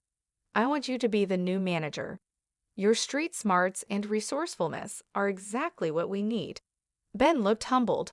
"I don't know if I'm cut out for it, but I'll give it my best shot." "You'll do great," Thomas assured him. "And last but not least, Grace, your compassion and support have been my anchor. I have something important to ask you." Thomas took a deep breath, his heart pounding. "Grace, will you marry me?" The room fell silent as Grace's eyes filled with tears. "Yes, Thomas, yes, I will." Cheers erupted from the team as Thomas slipped a ring onto Grace's finger. The diner family had come together in the face of adversity, and now they were celebrating a future filled with hope and love. Over the next few months, the diner thrived under the new management. Robert's meticulous attention to detail ensured smooth operations, while Laura's culinary skills brought in new customers. Ben proved to be a natural leader, handling challenges with ease and earning the respect of the staff. Thomas and Grace's wedding was a joyous occasion attended by their close friends and the entire diner family. The ceremony was simple but heartfelt, reflecting the journey they had been through together. As they exchanged vows, Thomas felt a deep sense of gratitude for the love and loyalty that had brought him back from the brink of despair. Life at the diner settled into a happy rhythm. Thomas found himself looking forward to each day surrounded by people who cared for him. He had learned that true wealth was not in money or property, but in the bonds of friendship and trust. One evening, as the diner was closing, Thomas sat with Grace, Robert, Laura, and Ben, reflecting on their journey.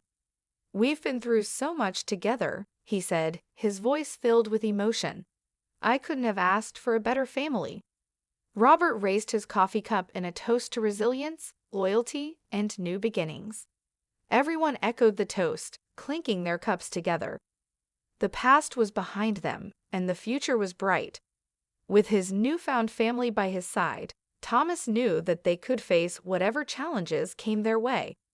As the night grew darker, the lights of the diner glowed warmly, a beacon of hope and redemption. Thomas looked around at the faces of his friends and felt a profound sense of peace. They had all been betrayed in some way, but together they had found resilience and redemption. The journey had made them stronger and their bonds unbreakable. And so, in the heart of New York, amidst the hustle and bustle of the city, Thomas Jackson and his diner family began a new chapter united by loyalty and love, ready to face the future together. Welcome to Lost Relation Chronicles. The soft hum of classical music filled the air, setting a romantic mood in the dimly lit restaurant, its warm glow casting a gentle ambience over the evening.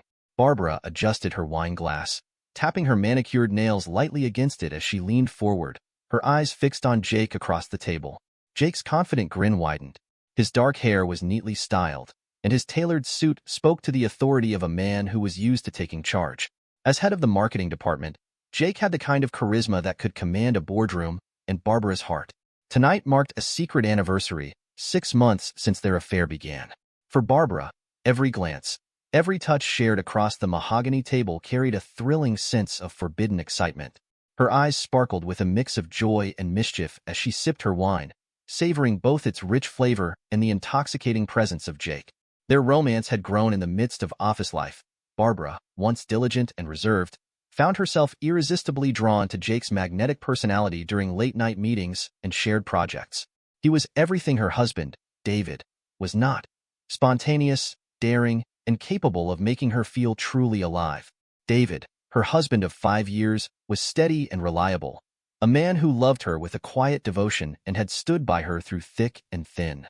But with Jake, she felt something she hadn't in years: passion, excitement, a spark of electricity that surged through her veins. As she traced the rim of her glass, Barbara's mind briefly wandered to the life she'd left behind for this fleeting passion. David, who had built their life together with patience and sacrifice, was everything she once believed she wanted. But with Jake, there were no routines, no expectations, just stolen moments of wild excitement. Where David offered stability and comfort, Jake represented fire and adrenaline, a contrast that Barbara found herself craving more and more. Her thoughts were pulled back to the present as Jake's voice filled the air. His hand rested lightly on hers, sending a jolt of energy through her. "What are you thinking about?" he asked, his deep voice soft. Barbara smiled, tilting her head coyly. "Just how lucky I am to be here with you tonight," she replied. Jake grinned, clearly pleased, and raised his glass. "To 6 unforgettable months," he toasted. Barbara echoed him, her voice steady, though inside, a quiet battle raged. She was breaking every rule she once held dear, yet her heart raced with defiance. After all, there was only one life to live, and she wanted it all, rules and morality be damned. Jake leaned in, his fingers gently wrapping around her hand, his dark eyes glinting with mischief. "Are you thinking too much again?" he asked softly. "Maybe you're worried about your husband, David? By the way, how's he doing?" Barbara let out a soft laugh, shaking her head. "Oh, everything's fine. My husband's like any other husband, though he's been a little on edge lately. He visited his parents at their ranch a couple of days ago. Hasn't seen them in a while, and he's especially concerned about his father. He's getting older, and David feels guilty for not visiting more often." Jake raised an intrigued eyebrow. "A ranch? I never figured David for the cowboy type." Barbara giggled, a blush creeping across her cheeks. "Oh, trust me, David's no cowboy. He's too calm and kind. His personality just doesn't match that kind of spirit." Jake smirked, his voice teasing. "A real man should passionately love a woman, take risks, be adventurous. Not some gray worm."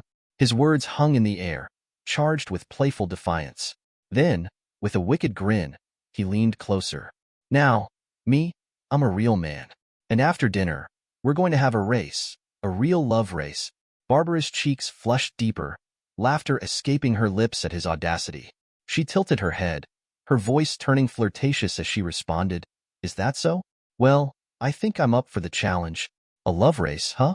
And what exactly does that involve? Barbara teased, her voice soft as she leaned in closer. Jake leaned forward, his lips just a whisper away from hers. Let's just say it's not for the faint of heart. You'll have to trust me, he murmured, his voice low and confident. Barbara was about to offer a flirtatious reply when their conversation was interrupted by the waiter, who arrived with 2 covered desserts, placing them on the table. Excuse me, Barbara said, furrowing her brows in confusion. We didn't order dessert. The waiter smiled politely, his hands clasped behind his back. It's a gift. Barbara turned her gaze to Jake, her eyes sparkling with both suspicion and delight. Honey, maybe you arranged this surprise? Jake leaned back, a smug smile on his face. Oh, I'm a master of surprises. But come on, ordering dessert? That's way too small for my scale. The waiter chuckled softly and stepped away, leaving the 2 of them to stare at the mysterious desserts before them. Barbara laughed, the tension from earlier melting away. A gift, huh? Maybe the universe is sending us a sign. A little cosmic approval of our arrangement.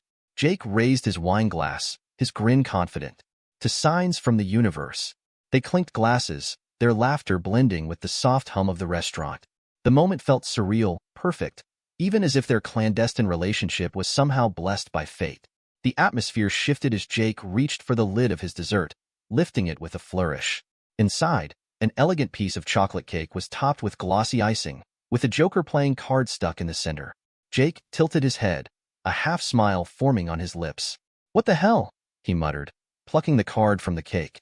I don't get it. What kind of stupid joke is this? Barbara, sitting across from him, felt a pang of unease at the sight of the card. Her fingers drummed nervously against the table as she reached for her own dessert. Slowly, she removed the lid, revealing a similar piece of cake. But atop hers was something more, a glint of metal. A cherry impaled on a ring sat perched on top. For a moment, Barbara's breath caught in her throat as her mind jumped to a romantic conclusion. Jake, she said, her voice nervous, holding the cake closer. I have a ring. Are you really? Wait. Her voice faltered, and her heart dropped as her eyes widened in horror. Jake, this is David's wedding ring. Panic surged through her chest. Her hands trembled as her mind raced. How was her husband's ring here, in this restaurant? Her thoughts spun, each possibility more terrifying than the last. She stared at Jake, but he seemed more annoyed than alarmed. They sat in uncomfortable silence, each trying to process the bizarre turn of events. Then, a shadow fell over the table as a man impeccably dressed in a crisp suit approached.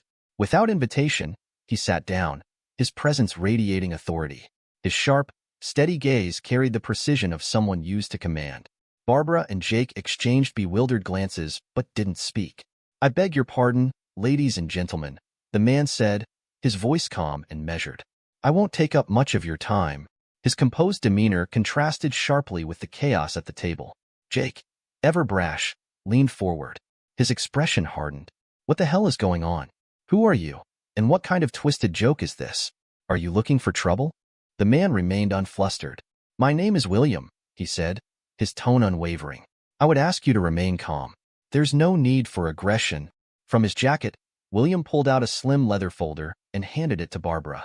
Before the lady opens this, I have a proposition for you, Jake. Jake's eyes narrowed, suspicion clouding his expression. I understand you're a man who enjoys a good gamble, William continued, nodding toward the Joker card still clutched in Jake's hand. My client has a simple request. A bet, $50,000. If you're willing to make the wager, you can walk away tonight without further consequences. Jake burst into laughter, the sound echoing loudly enough to attract a few curious stares from nearby tables. Are you serious? Perhaps you also want me to strip on the table and dance for the audience? This is insane. Who's pulling the strings here? David? Is he your client? William's smile didn't falter. He nodded once, confirming Jake's suspicion. Barbara's fingers fumbled as she opened the folder William had handed her. Her gasp was audible as her eyes fell on the contents. Divorce papers, already signed and ready to file. No, this can't be happening, she stammered, her voice trembling. How did this even? What is this? Jake glanced at the papers, his expression turning smug. He leaned back in his chair, gesturing dismissively. Barbara, baby, he said, his voice dripping with bravado. I'm sure it's nothing. Don't worry about it. It seemed that David had decided to take a bold stand. Jake's response was nonchalant, as if it didn't faze him. So what? It's not a big deal. Honestly, it's about time you cut ties with that fool, he said, shrugging it off. Barbara's voice faltered as she tried to explain. Her mind was still reeling. Jake, you don't understand.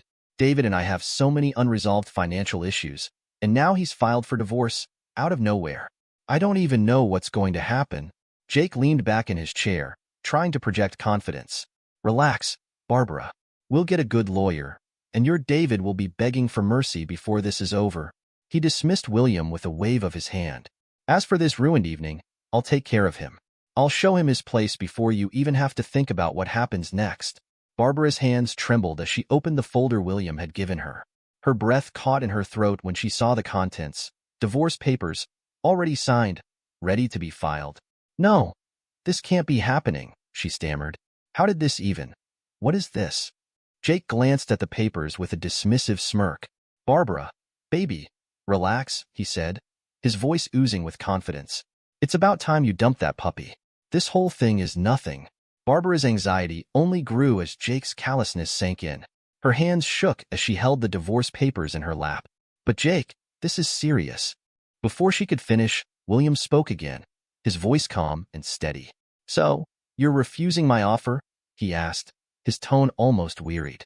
Of course, I'm refusing, Jake retorted, his voice rising. Why should I listen to some guy who thinks he can dictate terms to me? Let him go to hell. And you, get out of here too, or I'll call the staff to throw you out. William remained unfazed. I'm sorry, he said simply. No need to make a scene. I'll leave. Barbara has a surprise waiting for her at home. Good night. With that, he turned and walked away, his polished shoes clicking softly against the restaurant floor. Barbara's heart raced. A surprise, she echoed, her voice trembling. What is going on? Jake, I need to go home right now. I'm scared. Jake remained calm, flashing her a reassuring grin. Relax, Barbara. I'll go with you. Don't worry.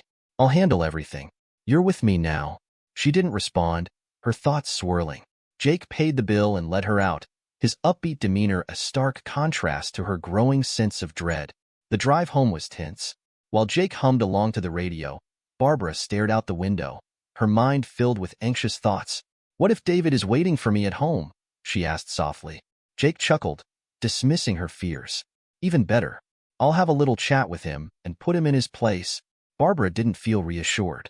Maybe we shouldn't go. This has gone too far, Jake. But Jake interrupted her, his tone still light. Come on, Barbara. He's already filed for divorce, and he's got the papers ready. What's the difference now? Let's face the consequences, and I'll teach him a lesson. Barbara swallowed her fear, but it didn't ease the growing pit in her stomach. As they pulled into her driveway, her heart sank. The lights were on inside the house, glowing eerily through the windows. Jake parked with a flourish. Let's get this over with, he said, stepping out of the car with confident strides. Barbara followed him reluctantly, her steps heavy with dread. She knew whatever awaited them inside would not be good. As they entered the house, the silence was palpable. Barbara flipped the light switch, revealing an eerily quiet home. She glanced around, half expecting David to jump out from the shadows. But there was no sign of him. In fact, most of his belongings were gone. Jake chuckled, glancing around with satisfaction. See? I told you. He ran off like a coward. Probably back to his parents' ranch. Barbara didn't respond. Her eyes scanned the room, uneasy. Something wasn't right. Then, her gaze landed on the kitchen table where a sleek black folder rested, its presence conspicuous. A chill ran through her as she approached it. She opened the folder, gasping as she read the handwritten note inside. Darling, I know everything about your double life. I have 3 months' worth of evidence. Divorce is the only way for you to atone for your sins. But there will be consequences. And by the way, look in this folder for some information about your impudent lover. Barbara's heart raced. She flipped to the next set of documents, photographs and printouts that left her breathless. The images were of Jake, with other women, one at a restaurant, another at a hotel lobby, a third laughing with him at a bar. Tears welled in Barbara's eyes as she held the evidence out to Jake, her voice barely a whisper. What is this? Jake, what is this? Are you seeing other women? Barbara's voice quivered as she held up the photos. Jake's expression shifted from anger to a defensive smirk. This? It's a pathetic fake, he said, leaning closer to point at one of the images. Look at this one. It's clearly doctored. This woman? She's just a former client, a contractor I worked with. And this one? He jabbed at another photo, his tone quickening, is just a college friend. Sure, I was polite and friendly, but that's it. These are just photos from casual conversations. They're twisting things to make something out of nothing. Barbara sniffled, wiping her eyes as she tried to process his explanation. So you're saying these are all misunderstandings? Jake placed his hands on her shoulders, locking eyes with her. Absolutely. These photos are just designed to hurt us. It's all part of David's twisted game. Look closely. Do you see me kissing anyone? No. It's clearly fake, designed by a good editor. These are lies, Barbara. You can't let him get to you. Barbara hesitated but nodded, her doubts easing under Jake's reassurance. However, inside, Jake was seething, his mind racing for more excuses to cover up the damning evidence. He couldn't let Barbara suspect him, not now, especially with David's manipulative tactics at play. Barbara turned back to the folder, her blood running cold as she read the next note. Tell Jake that if he wants, he can make a $100,000 charitable donation to my account. It'll clear his conscience, and he can breathe easier. Jake's face twisted with fury as he read the note. This is insane, he roared. 100,000? What does he think this is, some kind of mob operation? He grabbed the papers, tearing them to shreds with raw anger. I'll tell you what's going to happen next. Tomorrow, I'm hiring the best damn lawyer in the city. We're going to destroy David in court, just like I'm ripping these papers apart. This ends now. Barbara watched him, a swirl of emotions running through her as Jake's fiery determination temporarily soothed her nerves. She clung to the belief that Jake was a man who would stand by her, no matter what. After tearing up the papers, Jake threw them into the trash and turned to Barbara. We're not letting him win. Trust me, Barbara. I've got this under control. Barbara wiped away her tears and nodded slowly, Jake's confidence spreading a small sliver of hope. The tension seemed to ease as Jake poured 2 glasses of whiskey, sliding one toward her. This will help you relax, he said smoothly. Barbara took the glass hesitantly, her mind still racing. Jake leaned in closer, his gaze intense. Let David go. This is your house now, without him. Let's make a statement. Barbara blinked, taken aback. Jake, I don't know. This feels strange. Jake grinned, his confidence unwavering. Strange? No, it's victory. It's us showing David that he doesn't own you anymore. Trust me, you'll thank me for this. His words, his tone, and his unrelenting charisma slowly wore down her resistance. Eventually, she relented, and he swept her into his arms, leading her to the bedroom. The next morning, Jake dressed sharply for work, fixing his tie as he spoke. Don't worry about a thing, babe. I'll cover for you at the office. I'll tell them you're sick and need a couple of days off. I'll also focus on finding a lawyer and putting together a plan to take down your bastard husband. Barbara nodded, still groggy but somewhat reassured by his confidence. Jake kissed her cheek and left for the day, leaving her alone in the house. As the silence settled around her, Barbara stared out the window, holding a cold cup of coffee. Maybe this is for the best, she murmured to herself. To hell with David. I'll have a different life now. Her phone buzzed, snapping her out of her thoughts. A notification from her bank appeared on the screen. Your account has been frozen. Panic flooded her as she scrambled to log into her banking app. Her heart sank as she saw that the joint savings account had been emptied. All of it, transferred into separate accounts she couldn't access. Frantically, she called David, but the call went to voicemail. Her anxiety grew as each second passed, until her phone finally rang. It was David. Barbara answered with a mix of anger and desperation. David, what did you do? You froze my account and took our money. You're being a coward. You made a show of handing over documents yesterday, but we need to talk about all this. If you don't, I'm going to be very angry. David's voice was calm, but there was an unmistakable edge of disappointment. Barbara, you made your choice. You'll get your explanations in court. Until then, I'm done discussing anything with you. You can't just, Barbara began. But David interrupted, his tone firm. I'm not interested in listening to you anymore. You didn't even bother to call me last night. Address all your questions to my lawyer. The line went dead, leaving Barbara trembling with fury and fear. Desperate for support, she dialed Jake. After a few rings, he answered, his voice unusually dry. Barbara explained what David had done, freezing the bank account and taking all the money. Jake listened calmly before replying, Barbara, we've got a problem. What now? she asked, her voice breaking. David is a sneaky bastard, Jake said, his tone turning serious. He's already informed the big bosses at the company. He told them about us, about the affair. Barbara gasped. What? What did you tell them to justify it? Jake sighed heavily. I told them it was a misunderstanding, that your husband is going crazy because of the divorce. I said he's paranoid and trying to ruin both of us out of spite. Did they believe you? The bosses are giving me some leeway. I'm a valuable asset to the company, so they're turning a blind eye for now. But I need to clean this up quickly. Barbara clutched her phone, her voice trembling. What do we do now? Jake's voice turned sharp and commanding. I'm looking for a lawyer. I'll involve some influential friends to make sure we win this. But Barbara, I need David's number. I have to talk to him man to man. She hesitated, unsure if giving Jake the number was the right choice. But Jake's confidence reassured her once more. Okay, she whispered, reciting David's number. Jake jotted it down. Don't worry, Jake said, his tone softening. I'll handle this. Barbara hung up, her nerves frayed but holding on to the hope that Jake would keep his promises. Jake paced the floor of his office, his phone pressed to his ear, his hand clenched into a fist as the line connected. The moment he heard David's voice, Jake launched into a tirade. Listen, you little punk, Jake growled. You've started a dangerous game, and you don't even realize what you've gotten yourself into. You've crossed all the lines, and now this is personal, a vendetta. David's silence on the other end only fueled Jake's anger. He continued, his voice dripping with disdain. But I'm giving you a chance, David. Divorce Barbara without any of your little tricks or schemes, and explain to me why the hell you're talking to my management about me and Barbara. You better fix this, apologize, and admit that it's all a misunderstanding. Do that, and I'll forget about you. Otherwise, Jake let the threat hang in the air, his tone menacing. David's faint chuckle came through the phone, followed by his calm response. A bet, he said, his voice dripping with confidence. That's all I offered you, Jake. A bet in the form of a charitable contribution. Consider it compensation for the damage you helped cause to my marriage.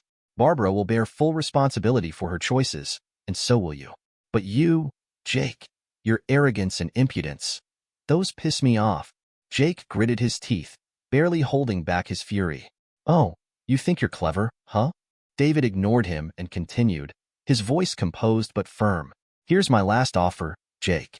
Make a charitable contribution to my account, $200,000, and I'll ensure your nerves stay calm and your conscience gets a little clearer. Jake's voice exploded in rage. You think I'm going to roll over and hand you that kind of money? Who the hell do you think you are? I'll crush you like a bug. You hear me? I have real friends, powerful ones. I'll bring in the best damn lawyer money can buy, and you'll regret ever messing with me.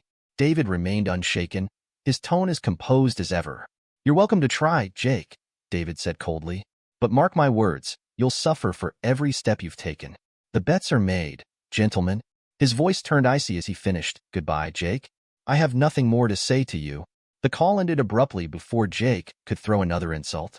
Jake slammed the phone down on his desk, muttering curses under his breath. That smug little bastard, he growled. He thinks he can play with me. But deep down, a small, nagging voice he refused to acknowledge began to stir. For the first time in a long time, Jake felt the unsettling sting of uncertainty. The first day of the divorce trial erupted in a storm of revelations. David and his lawyer presented a mountain of evidence, photographs, messages, and detailed accounts of Barbara's secret meetings with Jake. Each piece painted a vivid picture of their betrayal. Barbara's lawyer, a sharp-tongued man with a knack for stalling, objected to the immediate admission of the evidence. Your Honor, he said smoothly, these materials require thorough verification. Until their authenticity can be confirmed, we cannot allow them to unfairly influence the court's proceedings. It was a clever move, buying time for Barbara and Jake. Jake smirked from the gallery, silently commending the lawyer's strategy. Time was exactly what he needed. Time to pressure David to use his connections and resources to make this whole ordeal disappear. When the hearing ended, the judge adjourned the case until the next session. Barbara looked visibly shaken, but Jake reassured her with his usual bravado. Don't worry, babe, we've got this. Just give me a few more days, and I'll make sure David wishes he'd never messed with us. As Jake wrapped up calls to friends who could help him corner David, his phone buzzed. The name on the screen made his stomach drop. Boss? Jake. The boss said curtly when he answered. I need you in my office. Now. The line went dead before Jake could respond. Something about the tone of the call suggested trouble. Trouble Jake might not be able to charm his way out of. Jake entered the boss's office, his usual confidence diminished but not entirely gone. The boss, a sharp man who rarely minced words, gestured for Jake to sit. Jake, the boss began, his tone cold. Frankly, just for that murky story with Barbara, I should have fired both of you. But I turned a blind eye, believing your explanation, until now. Jake immediately launched into a defense. Sir, I'm her boss. I couldn't abandon her while her husband's clearly unhinged. There are court hearings coming up, and once that's sorted, everything will calm down. The boss frowned, tapping his fingers on the desk. We're not here to talk about your personal drama, Jake. I've received some very disturbing information. Jake stiffened, his stomach tightening. What kind of information? The boss leaned back, his gaze unwavering. It seems you've been involved in fraud, mismanaging the company's advertising budget, funneling money into shell companies, and pocketing the difference. The details are extensive. Jake's mouth went dry. That's ridiculous. I'd never. The boss raised a hand to silence him and pressed a button on his desk phone. Moments later, the head of security walked in, followed by another man in a sharp suit. This is a friend of mine, the boss said, gesturing to the man. He works in the department for investigating financial and economic crimes. For now, this investigation will remain unofficial, but we're going to verify everything that's come to light. If it's true, Jake, you're looking at massive fines and possibly a criminal case. Jake stammered, his confidence cracking. I don't know where this is coming from. Someone's trying to ruin me. The boss tilted his head, scrutinizing him. By the way, Jake, do you play poker? Jake froze, the question catching him off guard. No. I mean, not really. Just occasionally for fun. The boss slid a folder across the desk, opening it to reveal photographs. They showed Jake sitting at a poker table in dingy backrooms, surrounded by unsavory characters. People say you sometimes win, sometimes lose big. Jake's face turned pale as he struggled to form a coherent response. This isn't what it looks like. It's just, I wasn't. It's harmless. The boss's expression remained icy. Harmless, Jake? You've put this company's reputation on the line. From this moment forward, you're under scrutiny. Every move you make, every decision. It's all being monitored. Jake left the office under the watchful eye of a security guard, his mind racing. Back in his own office, he collapsed into his chair, clutching his head in despair.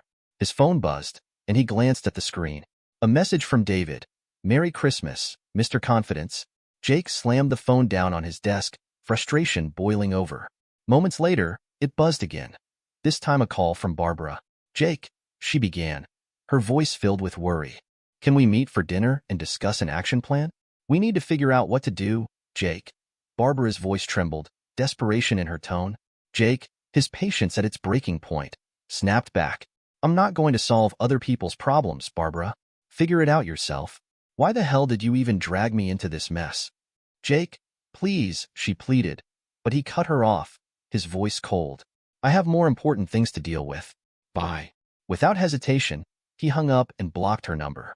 Barbara sat on the edge of her bed, her face buried in her hands as tears streamed down her cheeks. The weight of her decisions crushed her. She had lost everything. David, Jake, and even the life she had once taken for granted. Just days after Jake's betrayal, Barbara received devastating news. She was being fired. Her boss cited the public scandal, explaining that the company couldn't afford the damage her drama had caused to its reputation.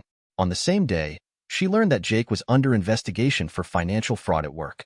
Her divorce case concluded swiftly and brutally, with David's overwhelming evidence ensuring she received nothing. No assets, no financial support, only the legal fees for her own lawyer. Desperate, Barbara had to take out a loan to cover her debts.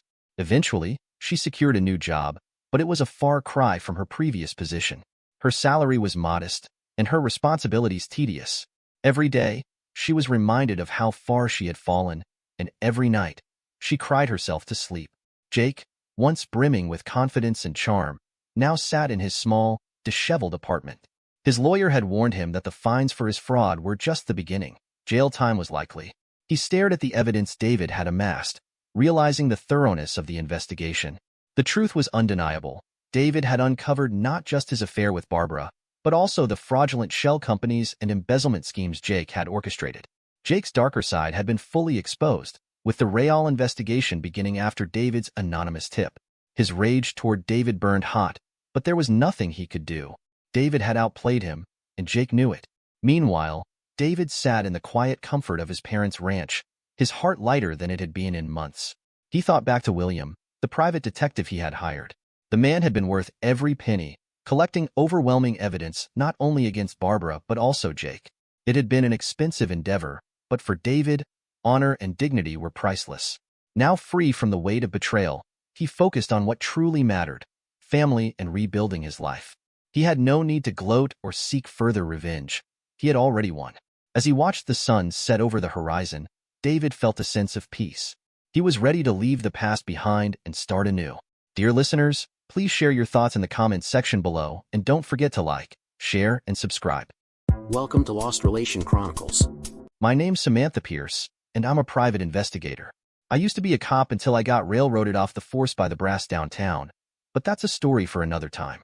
I take on all kinds of cases, mostly tracking down missing people, though plenty of them don't want to be found. They're often dodging a debt, an angry spouse, or simply trying to start fresh. But this case? It was different.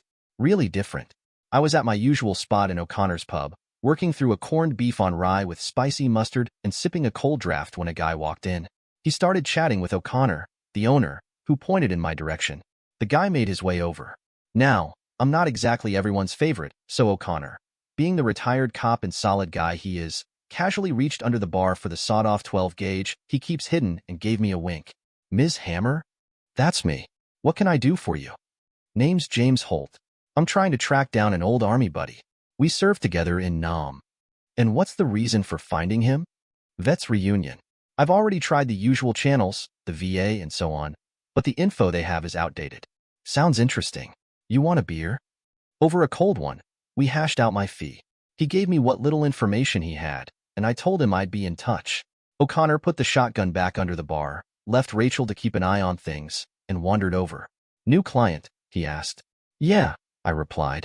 Guy's name is James Holt. Vietnam vet. He's looking for an old army buddy named Dylan Matthews for some reunion. Dylan Matthews, huh? O'Connor rubbed his chin thoughtfully. That name rings a bell. I've heard it somewhere before. If it comes to me, I'll let you know. Might have been a case I worked back in the day. Holt wasn't kidding when he said his friend would be hard to find. I ran the usual searches and came up with the basics. Dylan Matthews, ex-Army, 60-something, Caucasian, height, weight, hair, and eye color all matched the boot camp photo Holt had given me. Last known address was some podunk town in Iowa, but I had a feeling he wouldn't be there, and I was right. You meet a bunch of people from all walks of life when you're a beat cop for 7 years. In that time, I had made some friends who had access to information the general public never sees. I checked with them next. Now we were getting somewhere. Matthews had been jumping around the country like flea on a hot griddle, which pissed the VA off trying to catch up with him and issue benefits.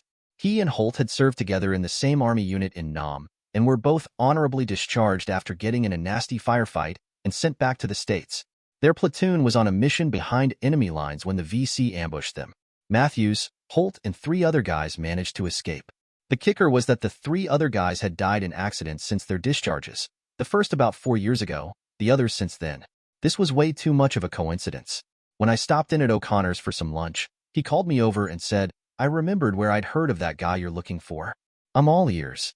About 3 years ago, I covered an incident involving a car bomb, and it was that Matthews guy that owned the car.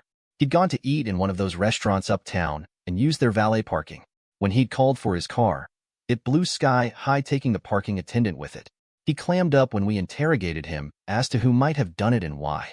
When we tried to follow up, he'd skipped town and we never could find him. I told O'Connor about the 5 guys in Nam and how 3 had died in the last 4 years, and it sure wasn't a coincidence. He was supposed to be number 4, Mitchie, he said. I'm willing to bet either Matthews or Holt's involved somehow. You better watch it out there. I wonder. This case is becoming one coincidence after another. Regardless, I'm still on retainer, so I'll continue looking for Matthews, although something's telling me he won't appreciate being found. After a few more days of no new leads, Lady Luck dealt me a break. I was having Maggie's, that's my 280Z, oil changed at Chuck's garage, and we were shooting the breeze over coffee. Chuck's another retired cop, so we sometimes discuss some case I'm working on. When I mentioned the Matthews case, Chuck said, I know him. He rummaged in a desk drawer and pulled out a photo of a man in his mid-60s, graying hair, solidly built with a big grin on his face, standing next to what appeared to be a 30s model Ford coupe tricked out as a hot rod. I met Dylan Matthews at a car show I went to last year in the next state. He was interested in selling that Ford Deuce in the picture, and I was interested in buying it. He was running the original flathead V8 in it, which is fairly rare. Most all the ones around have had monster OHV V8s dropped in them. Anyway, we haggled for a while, agreed on a price, and I left to contact my bank to wire me some cash. When I came back, he and the car were gone, poof. I figured him for a nut, but I never forgot that car or him either. I have the address and phone number he gave me if you want it. Did I ever? The phone number was disconnected, so I checked out the address. It was an apartment house in a city upstate run by a nice old couple who offered me some tea, and when I showed them the photo, they recognized Dylan right away. He'd lived there for almost 2 years and helping them with building repairs until one morning he up and disappeared, leaving his next month's rent shoved under their door in an envelope. Did they still have the envelope? He went to look, found it in a file, and showed it to me. It was a previously used envelope and had his apartment address on it, but also a return address, a Mrs. Judith Wheeler in a small town north of there. The woman who answered the door was in her 40s wearing sweats and running shoes, her hair pulled back in a bun. She looked to be in her late 40s, average looks and figure, but her eyes were red and she looked tired. I told her I was from the VA looking for Dylan since we'd lost track of him and couldn't inform him about his increased benefits. She told me he was in the garage out back working on his car. She let me out the back door and I strolled over to a weathered, 2-bay garage that looked like a miniature barn. He looked up at me from his workbench when I walked in. Unlike his picture, his hair was gray and his face was fuller, but it was him. I introduced myself, told him why I was there, and did he have a minute to talk. He nodded, wiping his hands on a shop towel. Then he opened a drawer and I was looking down the barrel of an Army .45 automatic. If you are who you say you are, let's see some ID and make it snappy. He was jumpy as a cornered rat, and he meant business. Since I'd foolishly left my purse in the house, I figured I'd better level with him rather than continue the bluff and maybe get myself shot. My name's Samantha Pierce. I'm a PI sent to find you by a guy named James Holt. You know him? He turned pale and his jaw clenched. Yeah, I know him, he grated. How much will you take to tell him you never saw me? Listen to me, Dylan. You can't buy me off because I'm not telling him. I'm pretty sure he's tried to kill you before, and I want no part of that. What's with you two anyway? I thought you were buds in Nam. We were, he said, lowering the gun. He gestured at a pair of lawn chairs. Have a seat, and I'll tell you all about it. I sat. We were looking for a VC ammo dump an informant had told HQ about, he began, a faraway look in his eyes. A green second Louis was leading us who thought he knew more about traveling in country than our NCOs, so we walked right into an ambush. Charlie had us in crossfire and half of us were taken out in the first volley, including the lieutenant. The rest of us hit the dirt and returned fire, but we were pinned down but good. Just as the mortar rounds started dropping, Donovan found a VC spider hole hidden in the grass and 5 of us dove in. Don, me, Holt, Sullivan, and Callahan. It was pitch dark down there, and you could barely stand up. Sullivan started to freak out, so we used cigarette lighters to see where we were going and started down the tunnel. Whenever we came to a branching tunnel, we followed the one that had air blowing through it, thinking it would lead to the surface. Our lighter fuel was running low when we heard voices. Dousing the light, we crept closer until we saw the inside of a cave. 6 VC were sitting in a circle playing some game, laughing and talking, their weapons piled near them. By the time they realized they weren't alone, they were dead. We had no idea how far we were from our lines, so we began to explore the cave looking for maps or compasses, figuring we'd wait until dark and make a run for it. Callahan found it first and called us over to see. It was a metal chest, about the size of a footlocker. We broke the lock, opened it, and found it was chock full of gold coins, jewelry, and gold bars. A real pirate's treasure. There was no way we'd be able to lug it back with us, so we took as much as we could safely carry in our shoulder packs, buried it deep, marked the spot on a map we found on one of the VC, waited until nightfall, and made our way back to our own lines. We made a pact to go back for it one day and split the loot between us. We stayed in touch over the years until the US and Vietnam normalized relations, and we decided to try for the treasure. Then I heard Donovan was dead, accidentally shot while cleaning his pistol. I knew right away that was bullshit. He could take an M16 apart and put it together again blindfolded. Someone had killed him. Then Callahan died in a car wreck, and I started to sweat. It was too coincidental. Someone was after us. When I told Holt what I thought, he laughed it off, saying I was being paranoid. When Sullivan died in a mysterious house fire, I became really edgy, and when my car blew up I ran. I've been running ever since. Holt's got to be behind this. He wants all the loot for himself. I'm staying here with my widowed sister until I can get my Rod's motor overhauled, then I'm gone. I told Dylan there was no way I was giving him up to Holt, so I figured I'd just go back empty-handed and that would be that. That was fine with him. So he put the .45 back in the drawer and started showing me his deuce coupe. He'd pulled the motor out and had it hanging from a chain riding on a pulley fastened to an overhead beam and secured to a support column. We were discussing the engine overhaul when a voice said, "Move a muscle and I'll kill you." It was Holt. He stepped inside the garage, closed the door, then said, "You can turn around, hammer, but no false moves." He had a 9mm in his hand and a grin on his face. I'd underestimated him.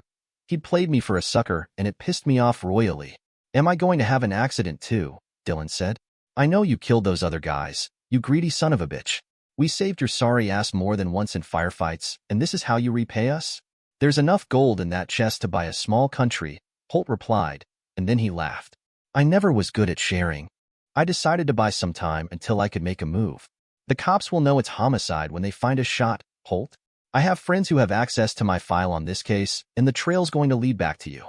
"But you're going to die in a fire," he replied, waving us over to the workbench with the gun.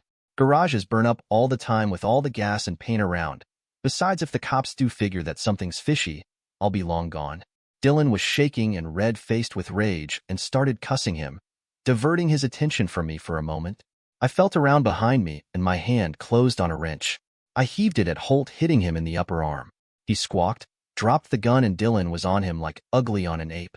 They started duking it out and I went for the .45 in the drawer just as Holt headbutted Dylan, hurling him against the support column where the hoist chain was fastened, knocking it loose. With a rattle of chain, the engine dropped on Holt, crushing him. Blood bubbled from his nose and mouth as he quivered for a moment and was still. I watched him bleed as Dylan ran for the house to call the law. While Holt was being bagged and tagged, Dylan and I gave statements to the effect that he was Dylan's visiting buddy from Nam who was suffering from PTSD, had gone off his rocker thinking we were VC and tried to kill us. He and Dylan struggled for the gun. Holt was squashed accidentally and they bought it. Once Dylan had calmed his sister down, we'd had dinner and were sitting on his back deck enjoying the evening while sipping a fine bourbon. I asked him, "What about the treasure? You going to go get it?" He shook his head. "Nope, it can stay right where it is. It's caused the death of 4 men, so it must be cursed or something. It's probably haunted by all the people the VC killed to get it. I'm sure all of them didn't just hand over that gold and jewelry. Let it stay buried with them." It made sense to me, so we drank to it. Dear listeners, please share your thoughts in the comments section below and don't forget to like, share, and subscribe.